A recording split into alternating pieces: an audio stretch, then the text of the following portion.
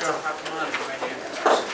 I'd like to call this meeting to order. Clerk, call the roll. Councilmember Cosarelli? Here. Graziano? Here. Robel? Here. Mayor Melham? Here. Pledge allegiance. Pledge allegiance to the flag of the United States of America, and to the republic for which it stands, one nation, under God, indivisible, with liberty and justice for all.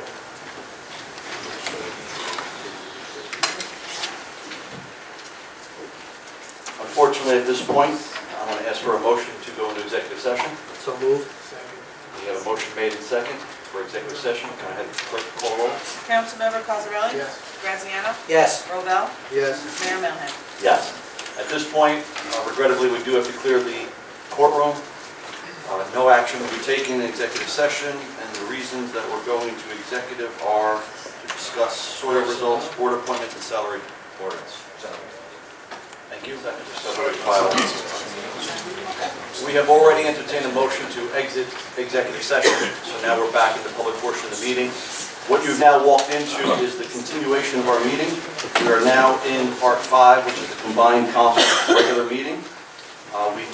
We are being joined via telephone and video from Councilwoman DePena on the other side of the world in Korea. She's on video. Yeah. So we just need the record to reflect Councilwoman DePena's attendance in this meeting. Can you hear us, Councilwoman? Yes, I can. Okay. Put us on mute now if you're going to yell at your kids. Okay, so at this point now, we're going to move forward with item number 1. Under Mayor Melham, we're going to receive our municipal planner to give the council just a brief overview of the zoning ordinances that have already been here on first reading. They've already gone to the planning board and passed with the public hearing there. It's now ending up back here for what may or may not be adoption. We have our planner. Where is our planner? She is. So, and unfortunately, I know that there's a decent-sized crowd here today. Just so you know, this is a council caucus. This is the equivalent of like a work session. So this is a working meeting for us. There is no public participation in this portion of the meeting. You will have your chances to ask questions and speak during the second reading of the ordinance and during public participation. But as of right now, Mary Ann's not going to be rude or disrespectful if she has her back to you. You're basically just the audience watching one of our meetings happen in one of our work sessions. And I believe you're also with several members of our subcommittee are here also. And I am told that our zoning officer will be also attending if the council needs to ask them any questions. Is that anything right? No. No. So without further ado, again, I've kind of given a brief introduction. We are here on second reading now to review zoning ordinances. As I said, this governing body already passed it on first reading. It was then sent to, or previous to that, it was sent to the planning board, which undertook this project with yourself, a certified municipal planner, with a subcommittee of our planning board members, I believe. Also, our zoning officer said that this is the end result of months and months of research, work, and writing. I, for one, sit on the planning board. I unfortunately was not at the public meeting when it was adopted. I did watch the video. I saw the presentation. I have thoroughly read the zoning ordinance, and you know for a fact that you and I have had several conversations about this already. So I'm here to say that I'm prepared, ready to go. And again, just a brief introduction, if you may. Just try to, I know it's difficult because you have people to your back. Just try to address the council if you can. And we do have our zoning officers now here if the council does have any specific questions. Okay. So this is, as the mayor said, the culmination of work that was done with the subcommittee and the planning board in a master plan reevaluation. Master plan is a requirement of state law, the municipal land use law, and it implements the vision and the goals of the community. It is required to be redone every 10 years. And what's important about it is it's designed to look back, say what has changed, what hasn't changed, what's working, what's not working, and let's look forward and see how we can make the community better. Many of the recommendations of the master plan, what happens with those is that they get implemented through zoning ordinances. And so what these zoning ordinance changes do is implement all the recommendations that came out of the visioning and discussions of the master plan and the public hearings on the master plan and the public hearings on the zoning ordinances at the planning board level. So what this really is looking at the current zoning, looking at how it can advance Belleville, encourage betterment of the neighborhoods, increase investment, real estate values, increase open space, improve transportation, and encourage job creation. That's the goal of the land use element and the zoning changes that are proposed this evening. So we look closely at making updates to land use and recommendations, conditional uses, prohibited uses, permitted uses, also looking at some of the assets of Belleville, which Belleville has many assets, and for whatever reason, it has languished. There hasn't been a whole lot of change. There hasn't been investment in changes that you see in a lot of other communities that have some of the same assets, but not even as many assets as Belleville. And part of that is because the zoning is not modernized. The opportunities that exist in other places don't exist here because the laws are a little outdated. So the master plan recognized this and made specific recommendations on how to change that. So what we did is work with the subcommittee of the master plan and the subcommittee of the planning board and come up with specific changes that would help most. Now, any of these recommendations are ordinances, just like any other of your ordinances.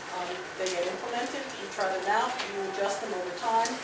But the biggest thing is that the most critical areas are addressed. So the first thing that came up in a lot of the discussions is the advent of the light rail station and that impact that the light rail station could have basically as an asset for the community. It isn't used the way it could be used. It could be used by the residents to travel to different places, park their car, maybe have a garage near the station, and take it to the power station and then take a train somewhere else. It is used in other places. The light rail system is successful and has been, but each locality of that station has to make use of that. And so obviously the Silver Lake neighborhood is key for that. And the Silver Lake neighborhood also has a lot of cultural and historic character, and it's distinctive and it's special. And what happens with a lot of the old zoning, and this was all over New Jersey, there was a standard cookie cutter residential zone placed over all of the traditional homes and traditional styles of development. And what that ended up doing is deteriorate that neighborhood character instead of enhancing it. And some of people's favorite places of people in the state are places where the character of that place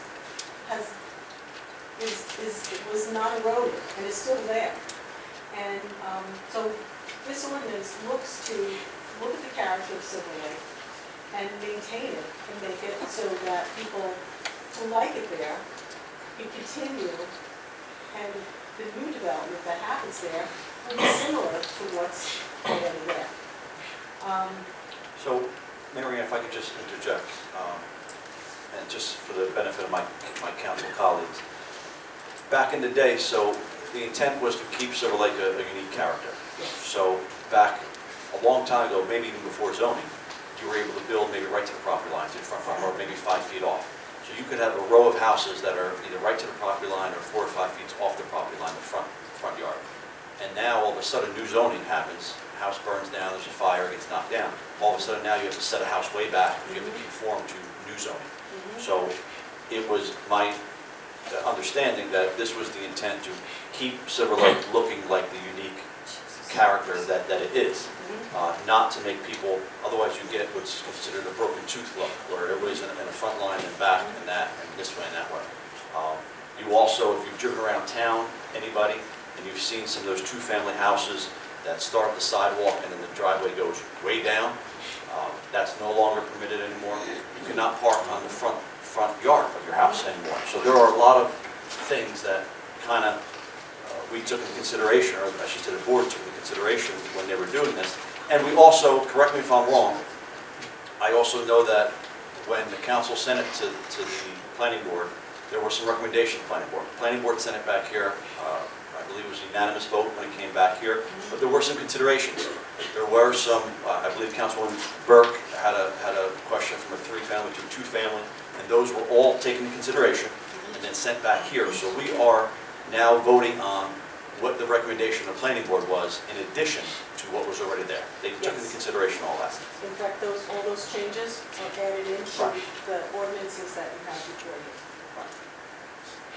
So those, there's some other changes made to the zoning, things that are logical changes that, over time, I don't know why people didn't realize, but nowadays, it's just obvious. There's a hospital zone for the hospital, so everything that the hospital doesn't need variances. It's identified what the hospital is permitted to do and what they, it just makes makes sense. It identifies what Belleville wants to see in the hospital area for the hospital, and then it's like the law matches the goals. And so that's another thing that was added. The industrial districts were also evaluated to make sure that they permitted uses and encouraged uses that added jobs, research, not just trucking and industry. And We also took out horse stables, yes, which are no longer permitted in Belleville. yes. So you could have put a horse stable somewhere if you wanted before this was changed. There's a lot of things that were updated and modernized. It's true. Yeah. And then just so, and again, there are some practical, I know some people might be here for one specific thing or 2 specific things, but there's also some practical issues. You can drive, in my opinion, being here for a year now, that as mayor, you drive up and down the Washington Avenue or either see some of the storefronts that we have in the strip malls, and you see they're vacant. And you might conclude that, wow, Belleville can't get a storefront rented. And that's not been my experience here as mayor, as I field complaints and calls and people walking in the construction code department. The problem isn't an ability to rent storefronts. The problem is getting into the storefronts. So it would probably shock most of you to know that our current zoning ordinance, you go to a strip mall, right? Whether it's the one by State Fair or the one down by the shopping, the food store now on Main and Joralemon. And you would go to that strip mall and you probably want to get your hair done, your nails done, or get a slice of pizza. All those things were never permitted, okay? So if you wanted to put a pizzeria or you wanted to get your nails done, we couldn't do that. You would have to go to the zoning board, spend a lot of money, wait months and months and months and spend money. These people aren't owners. These people are business tenants. They're going to go to Nutley or Bloomfield or Lyndhurst and they're going to rent a storefront to do nails or to do a pizzeria. We physically could not get them in. The pizzeria down State Fair, 18 months to get in. We have a Buddha Bowl place. It's called Buddha Bowls. I keep asking every day when it's going to open up. That's something you would see in Montclair. Guess what? We almost lost them because they had to go through the zoning board, make an application, pay escrow fees, wait, hire professionals, hire another attorney, and go through. We couldn't get a fast food type Buddha Bowl place in a strip mall because of our current zoning. Everything was required a zoning variance, or maybe the planning board. So that, you might be here for one specific issue, or you might have one thing on your mind, but understand this is a comprehensive rewrite that's going to really spur, in my opinion, economic development. Yeah. So there's other minor things, signage as well was revised, but overall, the purpose of this was to make Belleville a community of place and allow the avenue to grow and flourish and become a walkable community. Just through the chair. Sure. No, this is the conversation. Okay, We're here to so- work. Mary Ann, you and I have talked a little bit, Okay. and I'm trying to understand, because 2 of the biggest issues that we address and we talk about constantly, one being parking, the other being, the impact of additional students on our school system. I mean, that's what something I have as a serious consideration. I also look at certain things like, we have a BA zone going over at the Hilton, where Hilton and Franklin come together. to me, that's already an approved development, and why would we change it at this point? Because I think at that point, you're actually gonna give the guy the opportunity to go up another story. And on Franklin Avenue, I don't like 4 stories. The look and feel of Franklin Avenue is not 4 stories. One of the things, without knowing that approval, Yeah. I can't really say, but what generally happens with developers in development, I mean, we know, I mean, there's a lot of soft costs, a lot of money spent and invested in a project when they want to go forward. If they have the financing and they have the development approval, they're ready to go. And sometimes it doesn't matter if the zoning changes, if they have the approvals in place to go forward, they can go forward. To look at this new zoning and then go step back and say, I'm going to start from scratch and do this all over again, yes, it may permit a higher Density. floor. No, May we don't have may not even be a higher I density. know, we don't have well, let me get rid of that word because we got rid of density. I'm gonna talk that one. But it may Vinny permit- said it to me before, he goes, it may- Steve, you're conservative, I'm progressive, and it's true. I am conservative, and the whole thing I'm looking for is not more units, less parking. So, that's what I'm Councilman, trying if I to could just jump in 1 second. This is, so when we talk about density, and it's easy to see that or hear that, they're limiting density, they're crazy. I trust you. I Number of insist to you units. that we're not that crazy, and I can insist to you that there's 2 sides to every story. So that what I'll tell you is that, let's just use I like using round numbers. Let's just say I have an acre, and old zoning says you're allowed 50 units in that acre, okay? If you're really trying to control students, population, I'm a developer, do. I got 50 units, I'm gonna build 50 3-bedroom apartments. Right. Or you can do it different, or you can go by tie bedrooms to a parking spot and then say how many parking spots you're allowed in that space. That, in my opinion, solves 2 problems, solves the parking problem and solves the children's problem. Because now you don't have developers saying, I can only build X amount of units, therefore I want to get the best bang for my buck. They create a huge apartment. No, you're gonna get studios and the 1-bedrooms and the micro And I apartments. agree with that, give me studios and 1-bedrooms all day.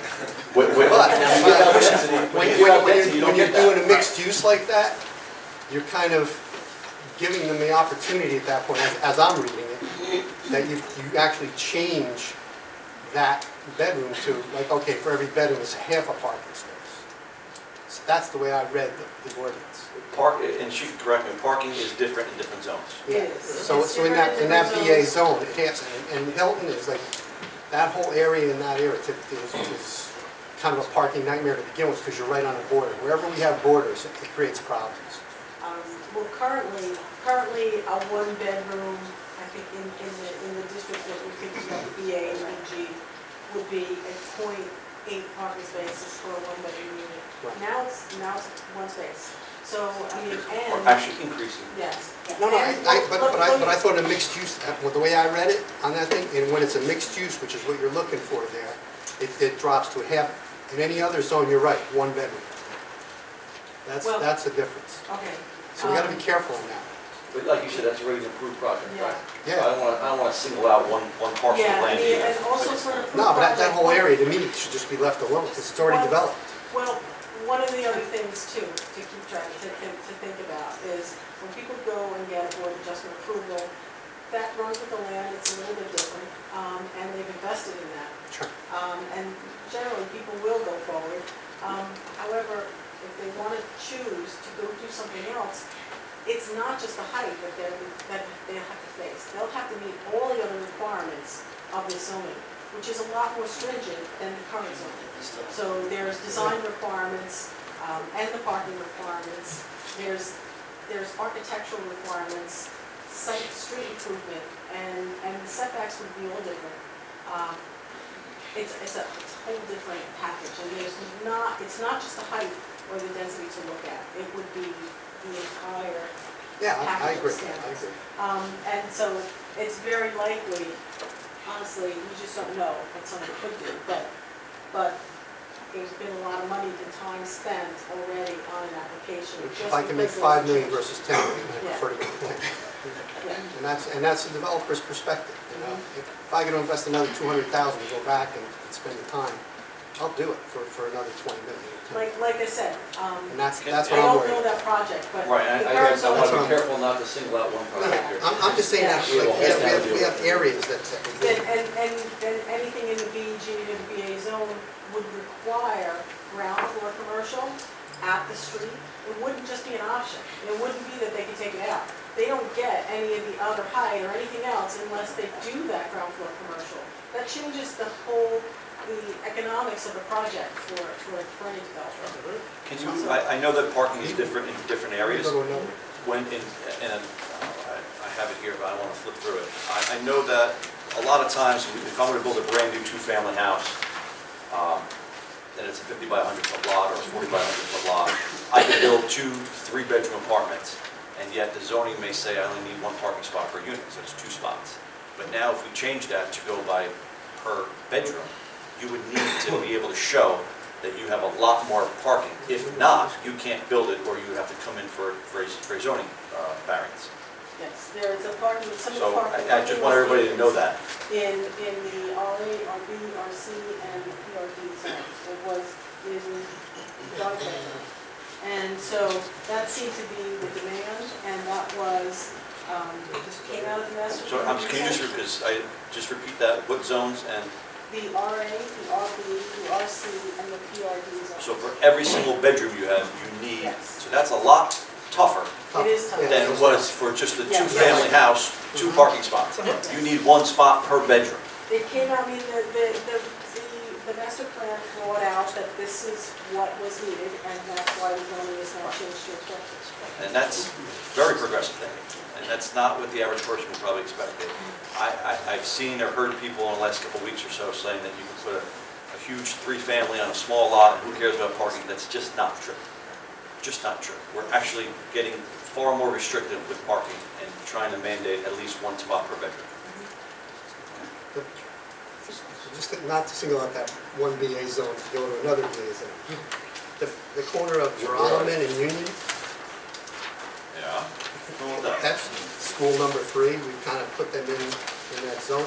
And I know, you know, where the old Harriets and that. That's always been, that used to be neighborhood retail. Yeah. And I know, So- because So that's, but I'm just wondering about the rest of the street. I mean, that kind of, I mean, that looks like the whole street from Geralman. down Frank's, to that's Graylock. Frank's Deli. Is that Graylock? Is that? No. Oh, am I in the wrong spot? It's from Geralman, right? That is Geralman. Gotcha, From okay. Geralman Got down it, to I about got it, I Graylock got Circle. it. So I mean, as far Yeah, as. there are storefronts on Division and Well, Union. you're already there? Go up Boulders. Number 3 school, I would think you take it out of that zone because it's a school. Schools are exempt. Okay. There's nurseries there, there's daycares. Daycare, that stuff, especially down on the other side. I got it. So again, this is, and I know you're here tonight for a second reading. It was our job, and I commend Councilman Ravel for asking questions, proving that he read everything. I don't know if I absorbed everything. I went to college too. Absorption is I don't know if different. I absorbed it. But yeah, we passed this on first reading, and the day after that, the clerk sent out every council member another copy of the zone and asked them to review it and go over it and study it and reach out to you if they have any questions. And tonight was really just a refresher of it. We weren't really supposed to be settling anything or working anything out. It's predominantly worked out.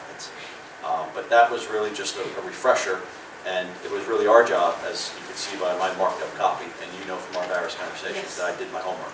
And we don't, and you're on the planning board, so Yes. we have, I think, good enough familiarity with it. Anybody have any specific, Councilman Burke? Why are we stuck on this neighborhood concept you're talking about, the character of Silver Lake? What do you know about the character of Silver Lake that we don't know? That's what I'd like to know, okay? Then I watched the video, okay? And you said the people in Silver Lake don't mind that they don't have any parking. I mean, that was not a good comment, in my opinion. That makes no sense whatsoever. I don't remember saying Well, that, but if. look at the video and you will see, okay? I don't know what the rush is on this. It just seems that it's like a kangaroo court, and I really feel that we are pushing this too quickly. I think we should study it. I think most of the people in the audience, some know about planning, some know about zoning, but the rest of the people in this town, do you really think they're reading that book? Okay? I don't even think they know what's going on with that. And you guys want to do this and you want to do it immediately. You even went, I don't know who did it, they even went to put it on another thing where we had to pay more money to get it on there quickly. What is the problem getting it there quickly? Okay? We didn't take it on the town, we took it on the, I forgot where they sent it. But I do not like what's going on, and I really think that we should really, I won't say table it until it comes, but that's what I think it has to be. So- I really do. Marie, if Councilman Burke, Yeah. after the last meeting, when the clerk sent that email out with a copy of it, did you raise any of these questions to the planner between now and then? No, I didn't. I just read the thing. That's why I'm here tonight, to question. Well, we're here tonight to vote, because we've all done our homework and our due diligence. Well, that's fine, but I don't really think that we should vote on it right now. I feel there's a reason why we're pushing this, okay? I say we take more time, that all the people in the town know what's going on here, not just a certain group. And that's why I am 100% against it. I think the meetings were well advertised, well I didn't say they publicized. were not advertised. Some people don't have computers. We have people 70, 80 years old. You think they're looking at stuff like that? There's a reason why it's being pushed, and I do not know why. I wish I did. And then when we have comments saying people in civil aid, they don't, you know, what I said before, oh, they don't need that to do that. I'm so nervous, I don't even want to talk, to tell you the truth. But with all due respect, Council, I would have loved to have these concerns a week ago or 2 weeks ago, so the planner could. I didn't really even hear a concern yet. Well, I did read that. I went through the video. I did see the video. Well, the video was the planning board, but our planner was Yes. available to us for the last 2 weeks. And when we talk about the character of Silver Lake, it really talks about, Character of some. it really talks about you can't do, I don't want to say the word cheap vinyl siding, but we really want good materials, well-constructed buildings. I mean, this is an improvement. This is an upgrade. This is not allowing Yes.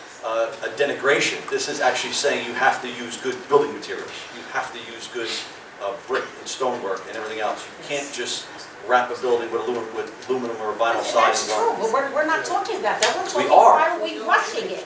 Marie, we haven't rushed it. You've been on the council for 12 years. This is the normal process. Oh, What you rush know did you what, do? you know what, Mr. Mayor, you're really trying to, Marie, just in a certain context. I think Marie and I are on the same page in a certain way.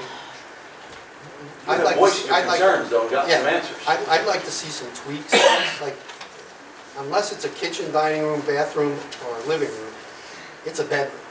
Whether it's a bedroom, a study, a library, whatever they want to call it. Because I've seen this done before, and we saw it happen up at Essex Park, where they try to stick these things in and say, oh, no, that's not a bedroom, and it is. And those are the kind of things we want to have stated. I mean, I want us to tweak it, and I think that's really what I think Marie's concerned about too, is how do we tweak this? How do we make it kind of what we're looking for? Keep in mind that it Not didn't- change it radically. I think there's some good things in it. There's some I'm great- not saying I think there's so, no too. bad things. I think the bedroom thing is Rushing great. it. So then going back, if I may. Well, just one second. Talk about the tweaks, though, Councilman. It went to the planning board. There was a public hearing. Yeah. And there were tweaks made. And one of those recommendations was Councilman Burke's recommendation. Yeah, because you wanted to put a 25 by 100 lot with all that on it. Okay, and that tweak was made, and now it's tweaked. So in the future, if we want to look at it again, we always can. Well, and I think that's what we need to let the, you Well, know. that's what I was gonna, if I may. Go ahead, Tom. That's what I was gonna recommend, right? So, yes, so the process, always sitting here for a year and sitting on the planning board for half a year, the process, from my understanding, years back, always worked, right? It went through the planning board, it came here, whatever it had to change. We followed the same process. And there was no And- special meetings, there was No, no right, rush, so- this went the normal flow of everything else. Right, and everybody did their due diligence in those seats. We're here. Now there's some concern. We go ahead and we pass. Kind of live it down. You go ahead and you vote how you plan on voting. We can always go, question, can we always go back and tweak? We can amend the council, Amend, we yeah. can amend anything we want to amend at any time. Okay, No, so I I think think, that's I really think key. that may be a way to go, or that's And Tommy's if we get opinion. into this thing for a bit, and we've realized something's a problem, or you really see something, Councilman, that you want to, I we definitely amend. tweak. I mean, that's a tweak. Right, because now you're gonna roll your sleeves up.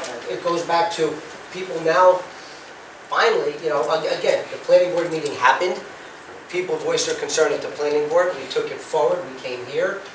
Things have been adjusted accordingly. We're back here. And now, how do we go forward, right? Because that's what it's about. It's about Belleville moving forward. How do we go forward and also say we can tweak? So And if unless, that's part of it, Right. I think always part of it's it. I a mean, way it's to a living- think about it. so if we don't have any specific questions, we're going to get a chance, again, to kind of discuss this right before For we vote. everybody, yeah. The general public will have a right to speak before we vote, and then take your liberties in public commenting as well. This was just, again, a work session item to give us a brief overview. Unless we have any other specific questions, I'm going to move on. We're going to revisit this in a few minutes, actually, so thank you. Thank you, Mayor. Next item we have is item 2. We're going to receive the Rent Leveling Board Chairwoman, Kathy Walsh. Chairwoman, by the way. The agenda is incorrect. Chairman. Mr. Mayor, members of the I'm council. just going to ask you just to speak up as loud as you can. I know. You don't want to hear us We have loud. reviewing all this stuff. Mr. Mayor, members of the council, I'm here to urge you to adopt this amendment to our rent leveling ordinance. As it stands right now, when an apartment or a rental unit is decontrolled, it's forever. It never goes back on rent control. This amendment would allow a landlord, when an apartment or unit is vacant, to apply for decontrol. They can then bring the rent up to the fair market value at the time this apartment is vacant. Then, once the apartment is rented, Who determines the fair market value? Them. I guess it would be real estate The market, agents. the market does. The Okay, we don't market. dictate that. Market. No, we don't Okay. dictate that. Then when it's rented, it immediately is subject to rent control, It resets, basically. it resets. What's the percent? 4% per year. This amendment would benefit the landlords, the tenants, it would preserve rent control in the town of Belleville, and it would bring our town in line with our neighboring town. I believe that this is something that we really need, and the Rent Leveling Board urges you to adopt this amendment. Okay? So you have paperwork or something for us? There's to a consider? memo, you should have the memo. No, I didn't know if you had a form document of like a sample or a resolution from another town. No, well, Nutley is the town that automatically puts an apartment back on rent control after the landlord sets a new rent. And it does benefit both, the landlord allows them to bring their apartments up to the current rental rates, and then it protects the tenants, because a decontrolled apartment, the landlords or whoever, managing companies, can raise rents exorbitantly, and they can charge for things that were normally included in the previous rent, Like parking. like parking, garbage, pets, anything. And we've had, And that's a way to circumvent the, yes, we've had several, Roe is our secretary, and she's had several complaints from a group in town that is doing that exact thing. Once the units are decontrolled, the landlord has free rein, and we're losing tenants. People are very upset, but there's nothing the Rent Leveling Board can do once it's decontrolled. And if we allow this to continue, there'll be no rent control and no protection for tenants in our town. Any other questions? no, we'll have the clerk or somebody maybe track down a copy of the Nutley, so we can review it. Road has it. Yeah, okay, just get that. Okay, Okay, thank you. Thank you. Thank you. thank you. Next item up is, we had sent out an email earlier this week. Our recycling calendar is going to be out for August 1st. It's now a combination recycling calendar and newsletter. I know the clerk sent out an email asking council members to review everything. Hearing no edits, complaints, issues, nothing. I'm assuming all the wording is good to go. Good? So too. Hearing none? Great, good. Okay. That's that one. Next up, Councilmember Graziano. This item here has been carried now 2 meetings. We're going to carry it again. Very Can we good. carry it one more time? Yes. Madam Clerk? We're going to carry that again. Very well. And I know that this came up at our planning board meeting. Yes, so I'd like to share with everybody, at the last planning board meeting, when we were talking about the ordinance that we were just discussing, parking for Clara Mosque came up. And we did find out, or we did hear concerns that Clara Mosque, nurses, and I wouldn't say doctors, but people in Clara Mosque that work in Clara Mosque are parking on the streets in Silver Lake. So I asked our town manager, if that's okay, that if we could reach out to Clara Mosque and see why that's happening, why aren't they offering, or why aren't they parking in there, why aren't they offering free parking to take the load off of? Yeah, take the load off the street. Take the load off the streets, so let's address that too. I mean, it was a big concern, I know we discussed it, and we need to talk about it. That would help out the Soho area and everything around it. Exactly. And we do have a relationship with them, so that's it. I don't know. We Yeah, do, that we makes have sense. a great relationship with them. Makes sense. So that was a concern that came up at the planning board that I wanted to share with Make a council. note and I we mean, they go just on. spent $50 million on the place. Yeah. And now they don't need variances for anything we do. Save it up. Okay. We're still gonna charge a tax. That, you know what, not that we're going to chase ghosts, but I was under the impression at one point, years ago, when that deck initially collapsed and they rebuilt it, they were never charging before that. And I was under the impression they were only going to charge until the deck was paid back. Obviously, they're still charging, and charging is a deterrent, because then people don't want to pay, they then flood out to the streets. So if we can have a chat with them, that would be great. See if we can support that into Parkway too. All right, that's good. You're good, Councilman? Yeah, I have The rest some other you can things do to in talk about. your thing. Go. All right, item C, Always ordinance. Mr. Martino, just speak up, so I'm not sure your mic. Yeah, I'm gonna carry that to the next time, because Councilman Lotari is not here, and that's a big concern of his, so I'll carry that to the next time. Next up, approval minutes. No minutes at this time, Mayor. Board of Manager. Just Mr. Iacono, just remind you to speak up, please. Sure. Everybody. Good evening, everyone, and certainly try to be as brief as possible. First, let me start off by acknowledging we do have department heads and employees here, and certainly members of boards. So on behalf of the council, I know they really do appreciate you coming to the meeting, so again, thank you for that.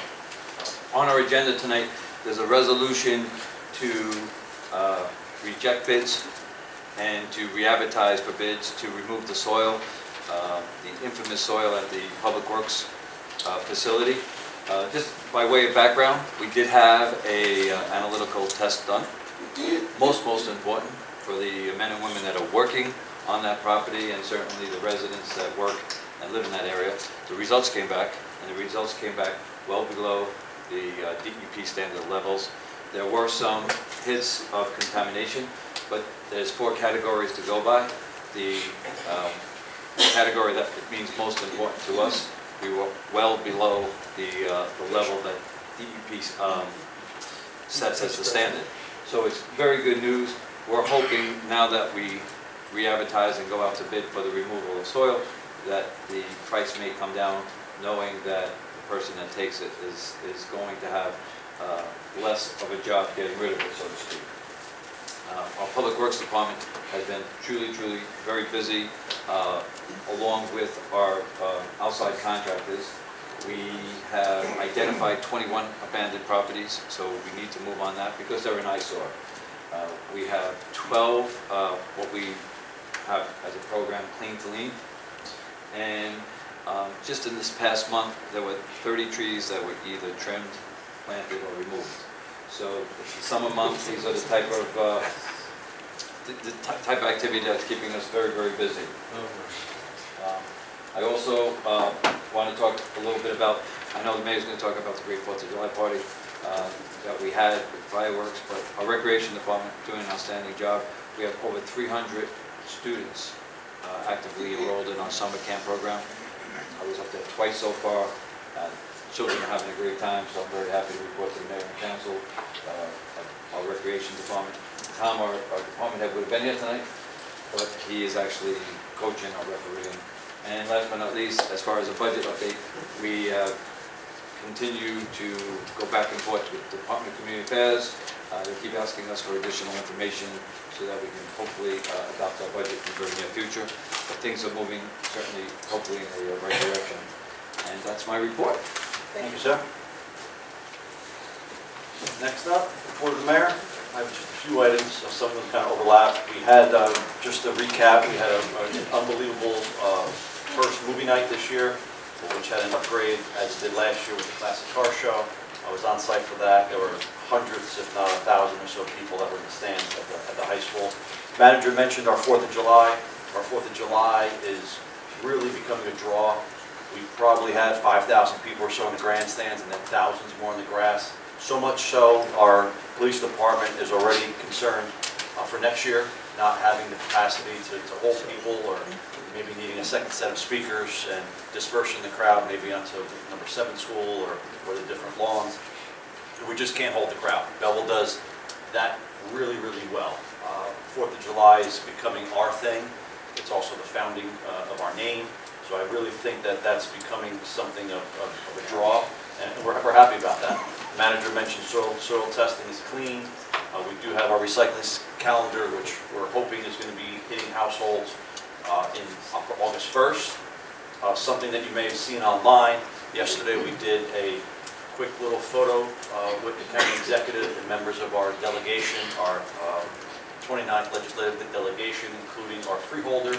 And there's a reason for that. The county always gives us some money to pave some streets, and they did that again this year. But we did well. We got portions of Union Avenue, I believe Mill Street, and they had always committed, and this is what I kind of want to make sure everybody knows, they had always committed to doing Rutgers. Rutgers is obviously the street from Washington that goes down across the bridge. And the county had committed to that, but the county was stopping at the intersection. They were not going into that hard intersection where we've had numerous accidents. We've had people nearly killed trying to change tires. I'm in office now 12 months. For probably 11 months, I've been inundating our state contact to get that fixed, as well as our county engineer.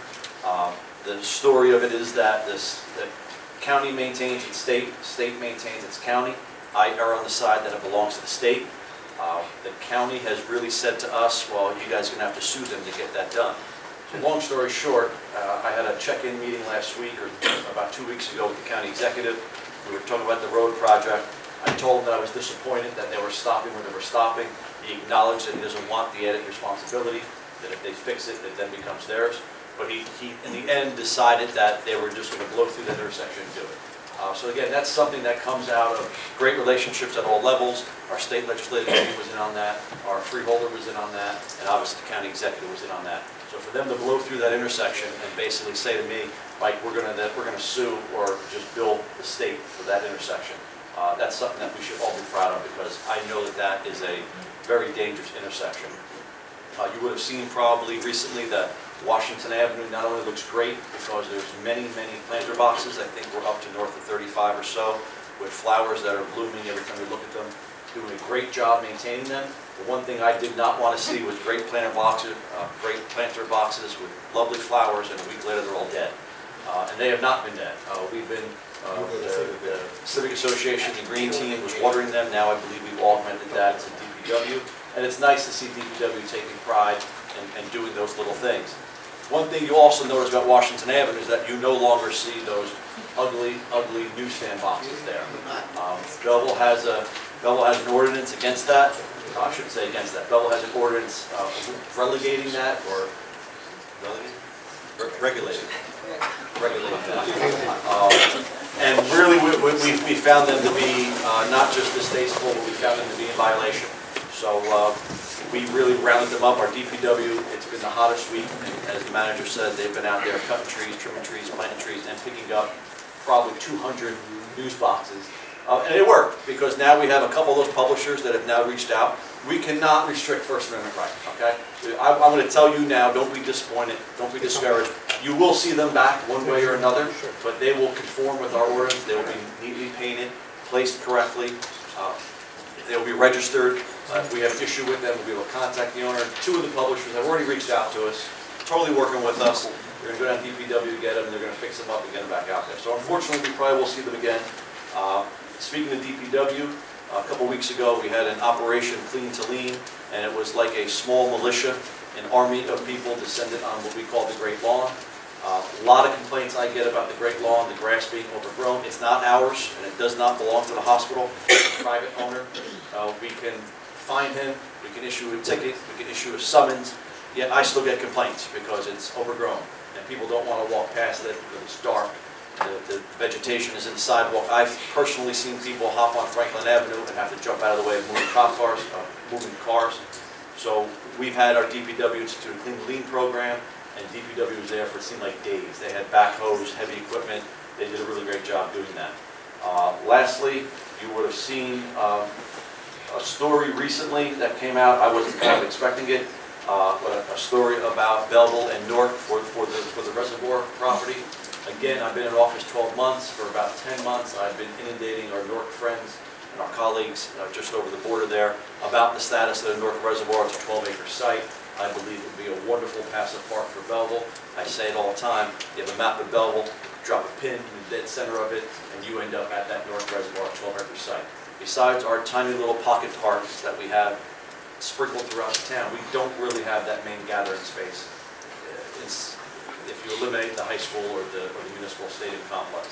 Passive park, nothing crazy, gazebo, amphitheater, something for summer concert series, movies on the stars, something like that. I continue to inundate my Newark colleagues with that one. And that really is it. That concludes the mayor's report. First meeting, only meeting of the month, therefore we'll start with Deputy Mayor. Our new Deputy Mayor, if he has anything for committee report. Yes, thank you, Mayor. Just on the green team, I have a quick report. I know you touched on it a little bit, I just have a few more details here. The planter project is complete. There was a total of 30 planters that were made. The funding for the project was made possible through a grant from Sustainable New Jersey. The wood was repurposed from wooden pallets, which gave the pallets another use and made the project cost effective. They were an effort between the green team and the Belleville High School Environmental Science Club. The project was well received throughout the town, lots of positive feedback. Next year we might expand it, but we're going to see what other ideas we have for different kind of projects around town. And we do have some other material for some more planters, so we may be doing that as well. And that's it. Councilman? I just had a question for you on the, I didn't look, but during the fireworks, did we use the baseball stands? No, that's which baseball, varsity field? Yeah. That's a portion of the dead zone. So that's part of the dead We zone? can park down that little aisle. But you can't alleyway. use it because it might The fly. grass itself, no. So Got it. we'll probably use number 7 school. It's a good problem to have. Yeah. We can't fit enough people, but Yeah. we got a year to figure it out. Was it good event? Councilman? Okay, yes, a couple things. So talking about the reservoir, I'm glad you brought it up. I had a few residents reach out to me and with some concerns when they saw that post.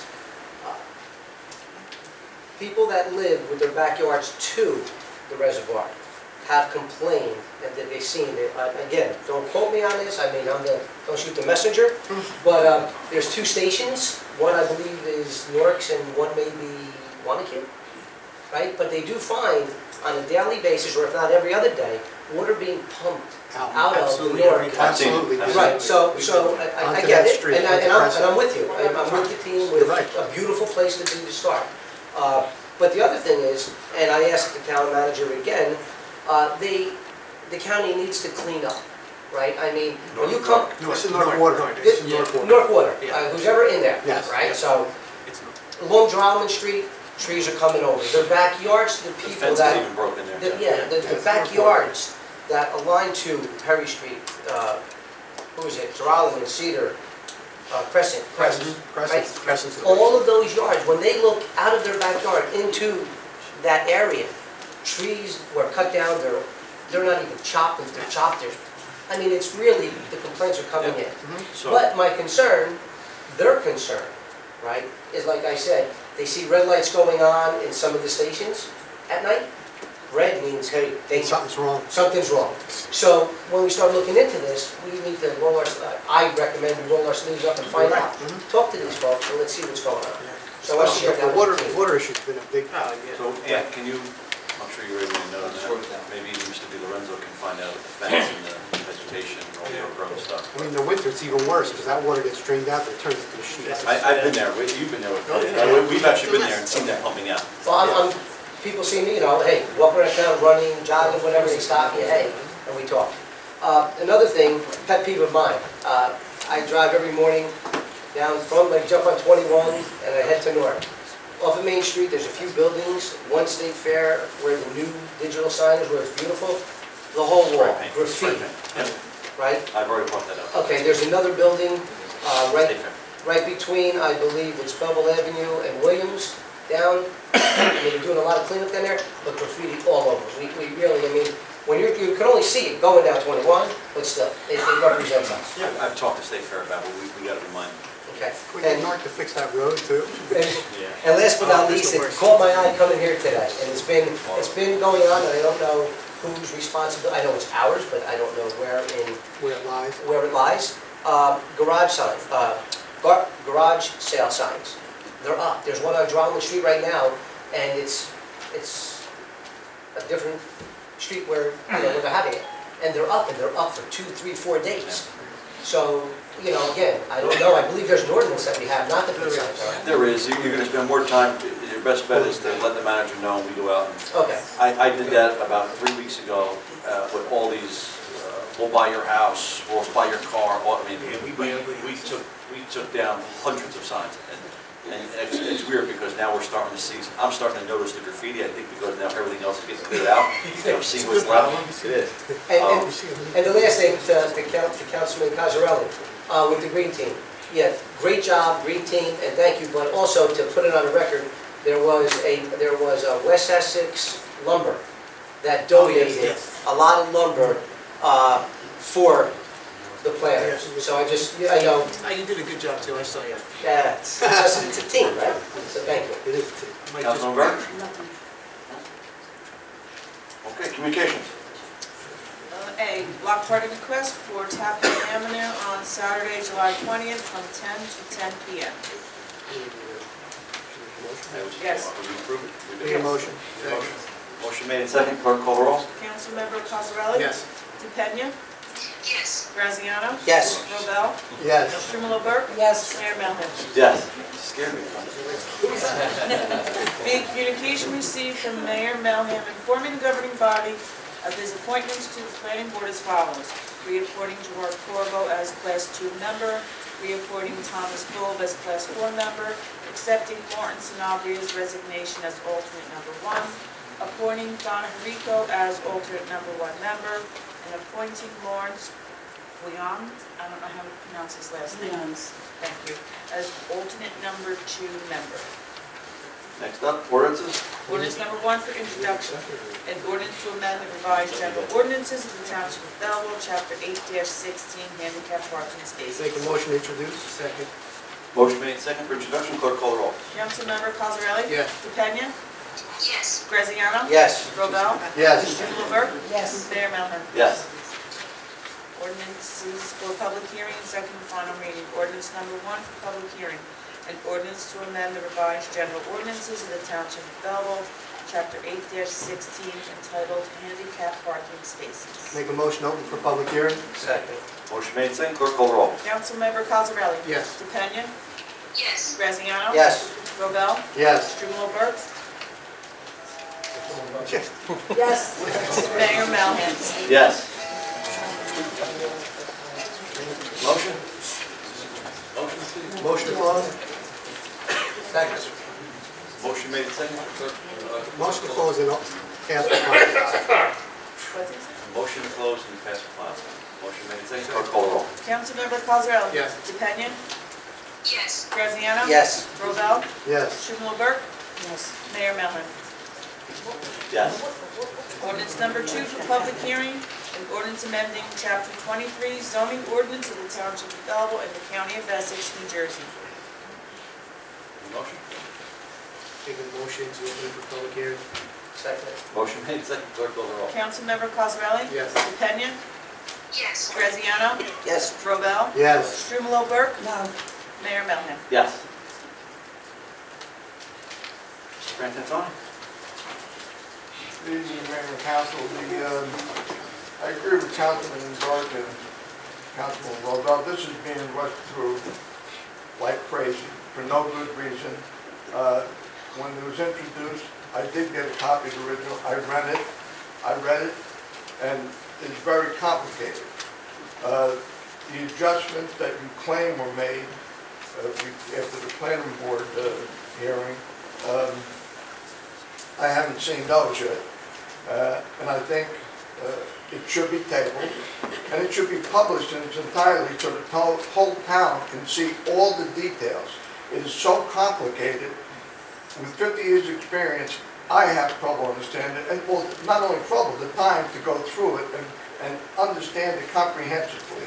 So, you know, some of your comments, oh, we've been through this, we went through the process, we had to introduce it, we held the planning board hearing, the public hearing was up.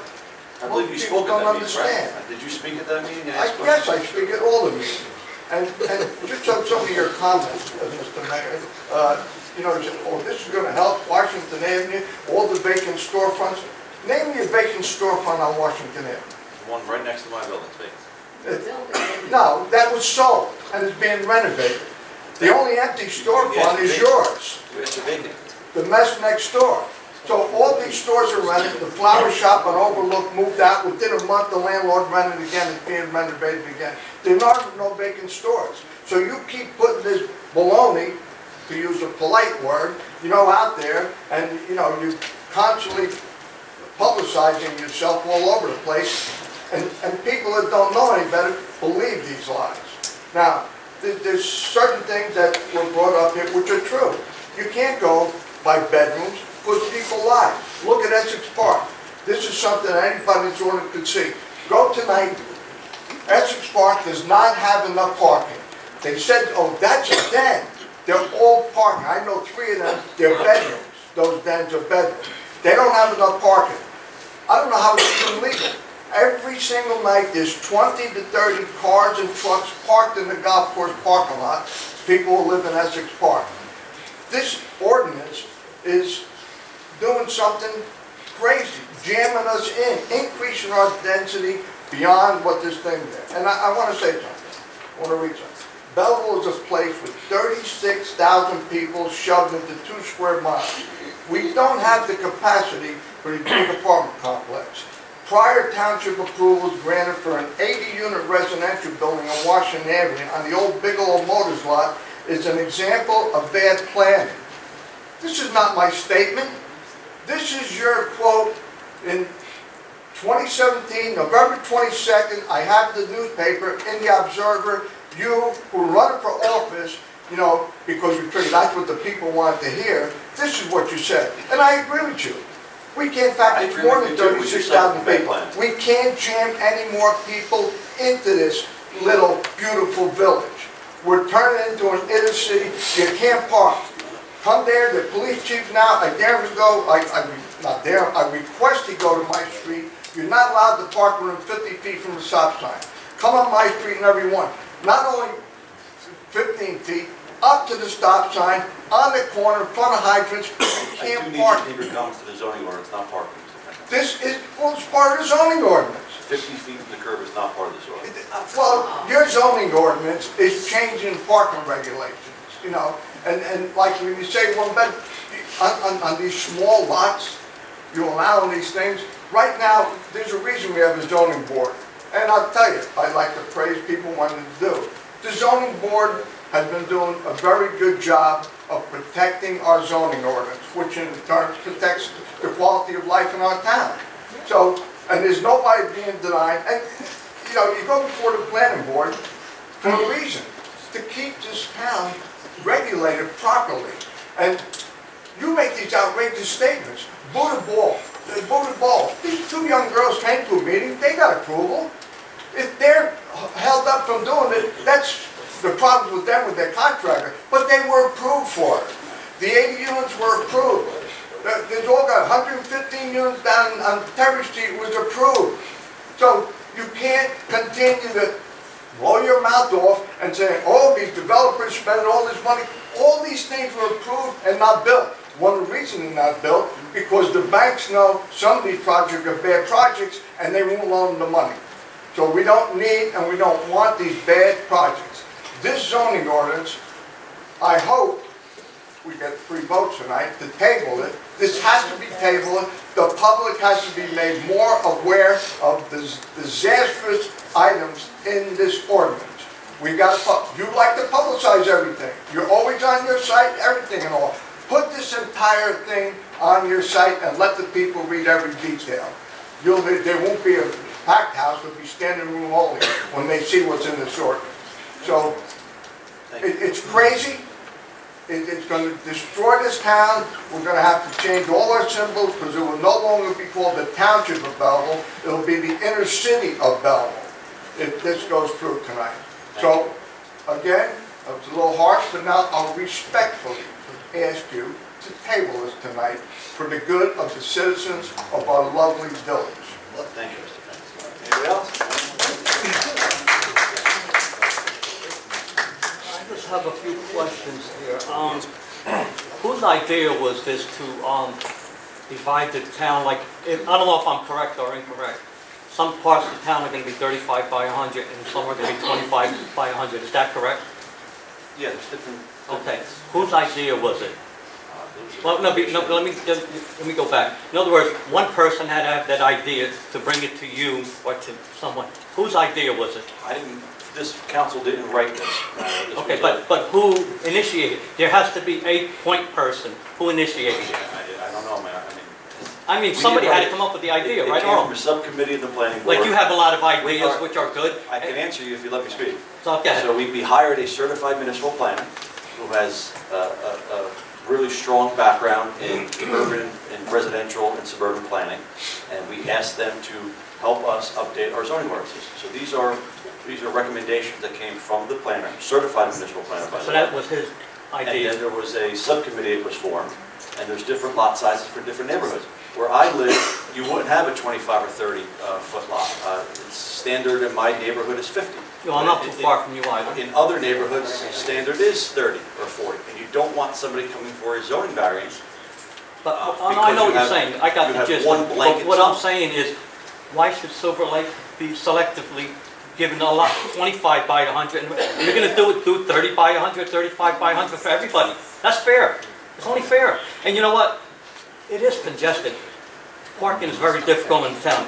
Now, this woman, Marion, that was here, she made a comment, what Belleville wants. I guess she doesn't live in Belleville. She shouldn't have made that comment. Yeah, we heard that already. Yeah, I know, but Councilwoman Burke I caught that when she was speaking. Can you tell me how many lots have been identified that are undersized that can be potentially developed? I did not do that research. We have no idea yet? I didn't say that. I said I did not do that research. Okay. Yeah, no, I think I basically said everything. I think everything should be fairness within the entire town, not select. To me, it's like selectively going into a You just neighborhood. admitted that the town is not equal, so where you live, it's different lot sizes than different neighborhoods. You just admitted that. I know, That's why it's different. But the point I'm bringing out, 25 by 100, come on. I mean, Have you driven through Silver Lake? There are a lot of 25 by 100 foot lots. no, but I'm just saying, but we don't have to add to them. Anybody else? Sir? Good evening, Honorable Mayor and council members. I'm here with my fellow residents of Legum Street, between the blocks of Geraldman and Liberty. We've had a perennial problem with the trees. And I Sir, have... can I ask you just, I know this is your first time here. Are you commenting on our zoning ordinance today? No. Okay, so do me a favor, I'm going to call on you first. The public comment. Let's go to the next section now. Okay. Okay? I'll call on you first though. All right. Sir? Frank Fleischman, 132 Franklin Street. I really can't add really to what Mr. Frantantoni or Mr. Draws said. What I will say, however, and thank you, Councilman Burke, for saying what you did. Okay. What I will say is, I understand that there was a standard public meeting for that sort of thing. I would have liked to have seen a little bit more of a comprehensive process for the master plan review. Perhaps a charrettes process or something similar, something a little bit more comprehensive where you could get a lot more input from Belleville residents. It's it's very nice, it's very nice to say, well, this is what Belleville wants.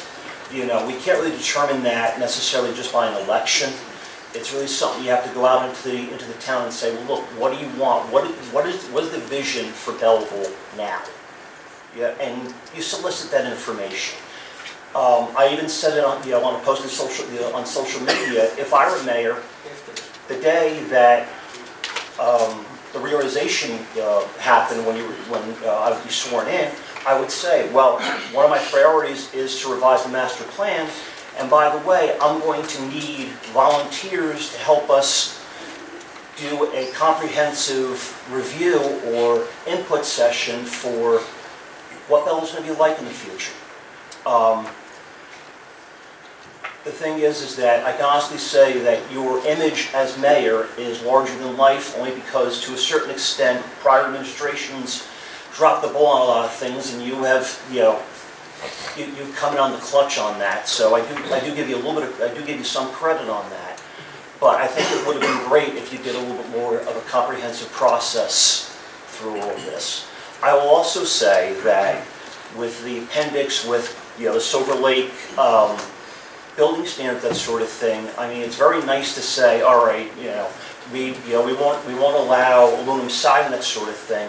That's what some people can afford. If you start to ban certain things, you're going to make the price of construction higher, and that's going to deter people from building here, from wanting to move here. I'm not a big fan of siding myself, but I understand that sometimes that's what people can afford. Also, I'll say to a certain extent that some of those renderings are, I'll use a euphemism so I'm not vulgar, fugly. The modern 21st century one is just, it's like Frank Lloyd Wright gone wrong, and it's not suitable to Silver Lake at all, in my opinion. Also, the examples that were used, the pictures that were used for the different types of building, those buildings are outsized really for Silver Lake. They're very big. I can't really say that there's a lot of very large buildings or residential buildings in Silver Lake. There are a few, but honestly, most of them are small lots and single-family homes or two-family homes. I think that's about it. Thank you very much. Thank you. Phyllis Frantantoni, what you're talking about with this zoning thing that you want to do, have you gone around and looked at Newark where they built houses like this, and in Irvington and all these small lots? Do you see what it looks like? Do you want that for Belleville? I don't. I don't want to see later on everything boarded up and then blowing up buildings because they can't rent them or it's deteriorated. Belleville is supposed to be a beautiful town. What you want to do is make it a crummy town. So please, do not vote on this. Table it, look into it more, see what the people want. All the people, not your select group, all the people of Belleville. Because I don't want this to be another Newark or Irvington. Anyway, Carmine Mateo, 14 Brook Street. I was listening to what some of the people were saying. My home is in Silver Lake. I've lived in Silver Lake 58 years. Half these people don't even know what Silver Lake is about. It's turning into a shithole because they won't let people build. Now listen, you have no idea what you're talking about. You don't live there. My street is inundated by people from Newark parking there because we're on the border. We've applied for a permit for the on-street parking. A 25 by 100-foot lot is actually not a problem with the size of the houses they build today. They're building one around the corner. But yet, the planning board approves a construction company across the street from my $500,000 house. That's okay. Sorry, just need But to- it's not okay to put Direct this way. homes where people are gonna live, and you're gonna make the town look better, instead of a dump truck at 7 o'clock in the morning pulling out of a garage in front of my house. Or there's an abandoned building on the corner, which has been abandoned now for 5 years. Somebody's nephew sold it to people, and they couldn't get the variance to put Dunkin' Donuts there. Are you crazy? They're gonna put a warehouse. Silver Lake is filled with warehouses, construction companies. Get them out, get homes in there. That's what you need to do. Yeah, the parking's tight. That has to be worked out. But I'm telling you, if you keep allowing the construction companies and all the other businesses that do not add anything to the town in there, you're going to destroy that part of the town. Believe me. And half of you all live on the other side of Belleville, and you don't really care about Silver Lake. My streets are shot. My sidewalks busted. I mean, this is all things that have happened over the years with past administrations not doing anything. Finally, somebody wants to do something and turn Silver Lake into a part of Belleville instead of Newark, which everyone looks at us as. Sorry, I think it should be voted on. I think it should be passed. And get people moving and working and getting houses where people live. Okay, 25 by 100. My lot is 175 by 250. I can put another house on my property without going for a variance. It's no problem. But there are buildings that can be knocked down. Nobody lives in them. And they could put a nice house up. They're putting one right around the corner. It's staggering. It's unbelievable how nice it is. But it's on a 25-foot by 100 lot. And it doesn't look bad. It's clean, it's neat, you look at it, it's beautiful. People are gonna live in there. Not put dump trucks and machinery and all kinds of garbage that you have in Silver Lake and in the valley. That's the two parts of town that nobody cared about. So, to me, vote this damn thing in and get people moving. Thanks.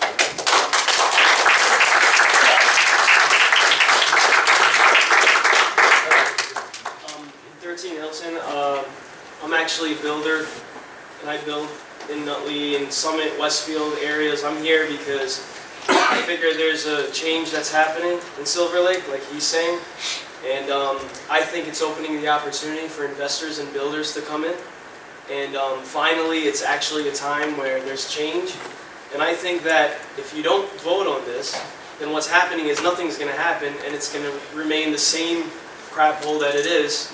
So really nothing's going to happen, so I'm just going to leave after that, and I'm not going to invest my money or my investors' money into these properties. So really that's what's happening. Sorry, Ralph? Hi, my name is Ralph Tunis. I'm 51 years old. I was born in Silver Lake. I was raised on the hill between Graylock and Mary Street, and Forest Street on the hill. And I watched this town go down, and each decade, and all my friends, and I went to school in Belleville, and everybody moved up the hill, West Jersey, down the shore. They come into Belleville to visit family, aunts, uncles, whatever, and they just shake their head in disbelief. Belleville is Newark. Your husband's saying Belleville's beautiful Belleville. No, Belleville's, I don't know what What he's looking at. Yeah, what he's looking at. Belleville looks. That's number one. They're trying, all I'm saying, let me stay focused. All I'm saying is develop, because this town needs to flourish, because it's not. Because every municipality around us is, from North Arlington, Kearney, Lyndhurst, even Bloomfield. And Bloomfield borders, you know, not the best part of Essex County. East Orange, this and that, the other thing. And guess what? Bloomfield's looking good, okay? I just went to Anthony's Cheesecake. I couldn't believe the area. Just downtown. Belleville don't have a downtown. We don't have nothing. We have Walgreens, 5 of them. So let them develop. You know, maybe if they get the ratables in here, our taxes will go down. Everybody wants to bitch and moan constantly. Nothing gets done.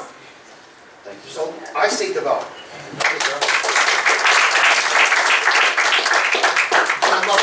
Hi, Mr. Mayor. I am Sergio Nara, 13 Ligan Street, Belleville. We got a problem with those three. Okay, No. Listen to me. I talked to you, You gotta give him the when the election came, I talked to you about it. I show you the sidewalk, so they even walk in the sidewalk.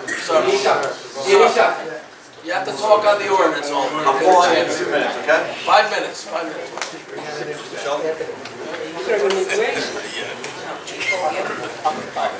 Good evening, Michael Sheldon, 42nd Floyd Street. I want to talk about some of the specific aspects of the ordinance changes, because I'm sure most of our community are not aware of any of these contemplated changes. For example, let me start off with what you're planning to do to the RB zone.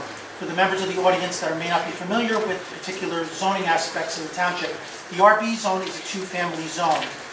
What you're planning to do here is to allow three-family houses now to be built into the RB zone. So effectively what you're doing is you're saying goodbye to the two-family zone and turning all of the RB zone into an RC multifamily zone. The other outrageous aspect of this change is that you're going to allow three-family homes to be built on woefully undersized lots of only 3,500 square feet. Now I know there's arguments about, well, you won't get a permit unless you can produce the necessary amount of parking, but you're basically allowing a back door here to permit three-family homes now to be put in roughshod throughout all of the RB zone. There's going to be a mad dash if this ordinance change goes through to have people with one-family and two-family homes in the RB zone to sell, to get out, so that developers can come in and put three-family homes on those same lots. Now, in most places in Belleville, with few exceptions, you need at least 4,000 square feet just to put a one-family home. And currently, to have a three-family home, you would need 10,000 square feet. So by lowering this to 3,500 square feet, you're not helping the township. What you're doing is effectively ringing the dinner bell to outside developers to come in with the bulldozers and to clear out the RB zone. And it's already bad enough with the density. I live in the RB zone. There's a lot of RB zones throughout our township. Anyone who lives in an RB zone knows how bad it is right now to find parking. You're just going to exacerbate that. Now, let's also talk about what you're planning to do to the BG zone, which now spans the entire Washington Avenue corridor. You are eliminating, you're disallowing the use of drive-thrus on Washington Avenue. So that automatically means that McDonald's, both Walgreens, at least 4 banks, Jiffy Lube probably 2, those all become automatically pre-existing non-conforming uses. You're effectively trying to, and Taco Bell, I forgot to mention good old Taco Bell, but you're effectively trying to drive all of those businesses away from Washington Avenue. How is that driving? Well, they won't be able to make any changes to their premises unless they seek some variances. They're allowed. They keep their use. Well, yes, they're pre-existing non-conforming uses, but they won't be able to make any changes without additional variances. They'll be required to go before the zoning board. But that's beside the point. But you're trying to fundamentally alter. You're fundamentally altering the character of Washington Avenue. And I think, based on what I've seen from some of you, the members of Team Mellon, what you're ultimately trying to do is transform Washington Avenue in Belleville into something like Washington Street in Hoboken. And for someone who lived in Hoboken for nearly 20 years, I know what the difficulty was. Hoboken is not as great as people would like to believe it is. It's a nightmare trying to get around Hoboken. You might be in the minority there, but Well, that's all okay. right. Also, you're also disallowing gas stations, any additional gas stations from being built on Washington Avenue without permit. We Please, can't. you'll have a chance to speak. I don't need the interruptions. Now, You are putting a gas station on an entire city block at school number 1, a block below Washington Avenue. You know that, right? the gas station where school number 1, perhaps, that's been in limbo now for at least the last 4 or 5 years. The Board of Education sold that lot to the council for $1 at the end of 2011, and it's been essentially fallow, vacant since that time, except for the building was raised at taxpayer expense, which is something you should point out to the audience. Now, also in this change for the ordinances, the schedule suspiciously is missing densities. You no Not longer... suspicious, I admitted that a half hour ago. Yeah, well, a lot of residents here, you know it, I know it, members of the council may know it, but most residents in Belleville don't realize it, that the density numbers are missing. There's no longer a constraint as to the number of families per acre. For those in the audience who may not know, 1955 was the first zoning ordinances. Because of the overcrowding in Belleville, at that time in 1955, the first limits were placed on the number of families per acre. It was set at 24. In 1977, it was reduced to 16, and it was subsequently reduced to 12. What you're doing right now, what you're essentially saying is, to hell with the history of Belleville, with all of its historical overcrowding problems. We don't care what's happened over the last 100 years. We're just going to throw that away, and we're going to try a brand new experiment and just hope it works. And further to that, when Ms. Pucci Carter was testifying before the planning board the other week, 2 weeks ago. She made most of these arguments to her, and Yeah, I was listening. She made a When you comment. used the backdoor comment, she refuted that. When you used all the, she already refuted most of this, but She I'm made not a giving you comment. time. She made a comment which really irked me when she said, which she was getting a lot of backlash from both zoning board, our planning board members and members of the audience. Excuse me, just being a little harsh. She said at one point when she was getting a lot of backlash from people, let's conduct the experiment. If it doesn't work out, we can always change it. This is not selecting paint colors. Once you make these changes, you're opening up the door for developers to get permits. Once structures go up, there's no turning back. You can't erase them. So I was just outraged by that comment. Let's conduct an experiment. You're playing with people's lives. You're playing with their homes, their fortunes. And for you to, as Ms. Burke said, you're rushing this through, this process, as quickly as possible. You have one council member missing tonight who should be here to vote on this. There's two council members missing. Well, Ms. DePena is calling in from overseas. She's on vacation, but she is participating. But putting aside all of these concerns, I want to address one other aspect of what the planning board has done in suggesting these changes to the zoning board.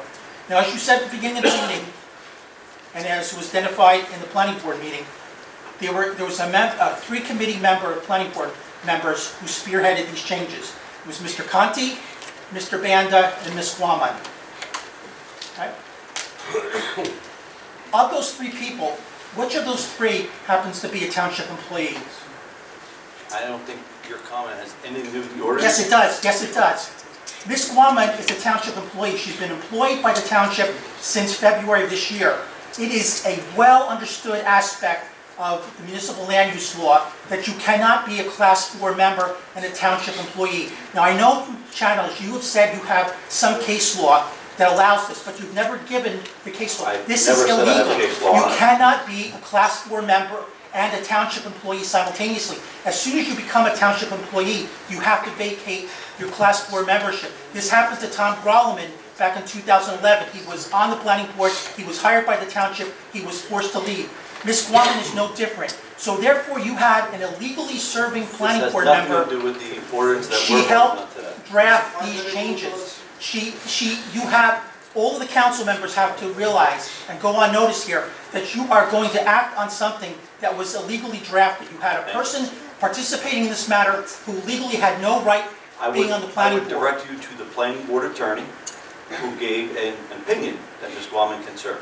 She's wrong, because I have talked to And two... your degree from law is where? Ms. DeVito, in all due respect, is not a municipal land use law attorney. She's a planning board I've talked to two municipal land use law attorneys, and they have both said, you and Ms. DeVito are absolutely wrong. When they What you're get doing hired is to illegal. be on our planning board, they can give a competing opinion. What you're doing, you're going on record, this is all going to authorities Sure it is. first thing tomorrow.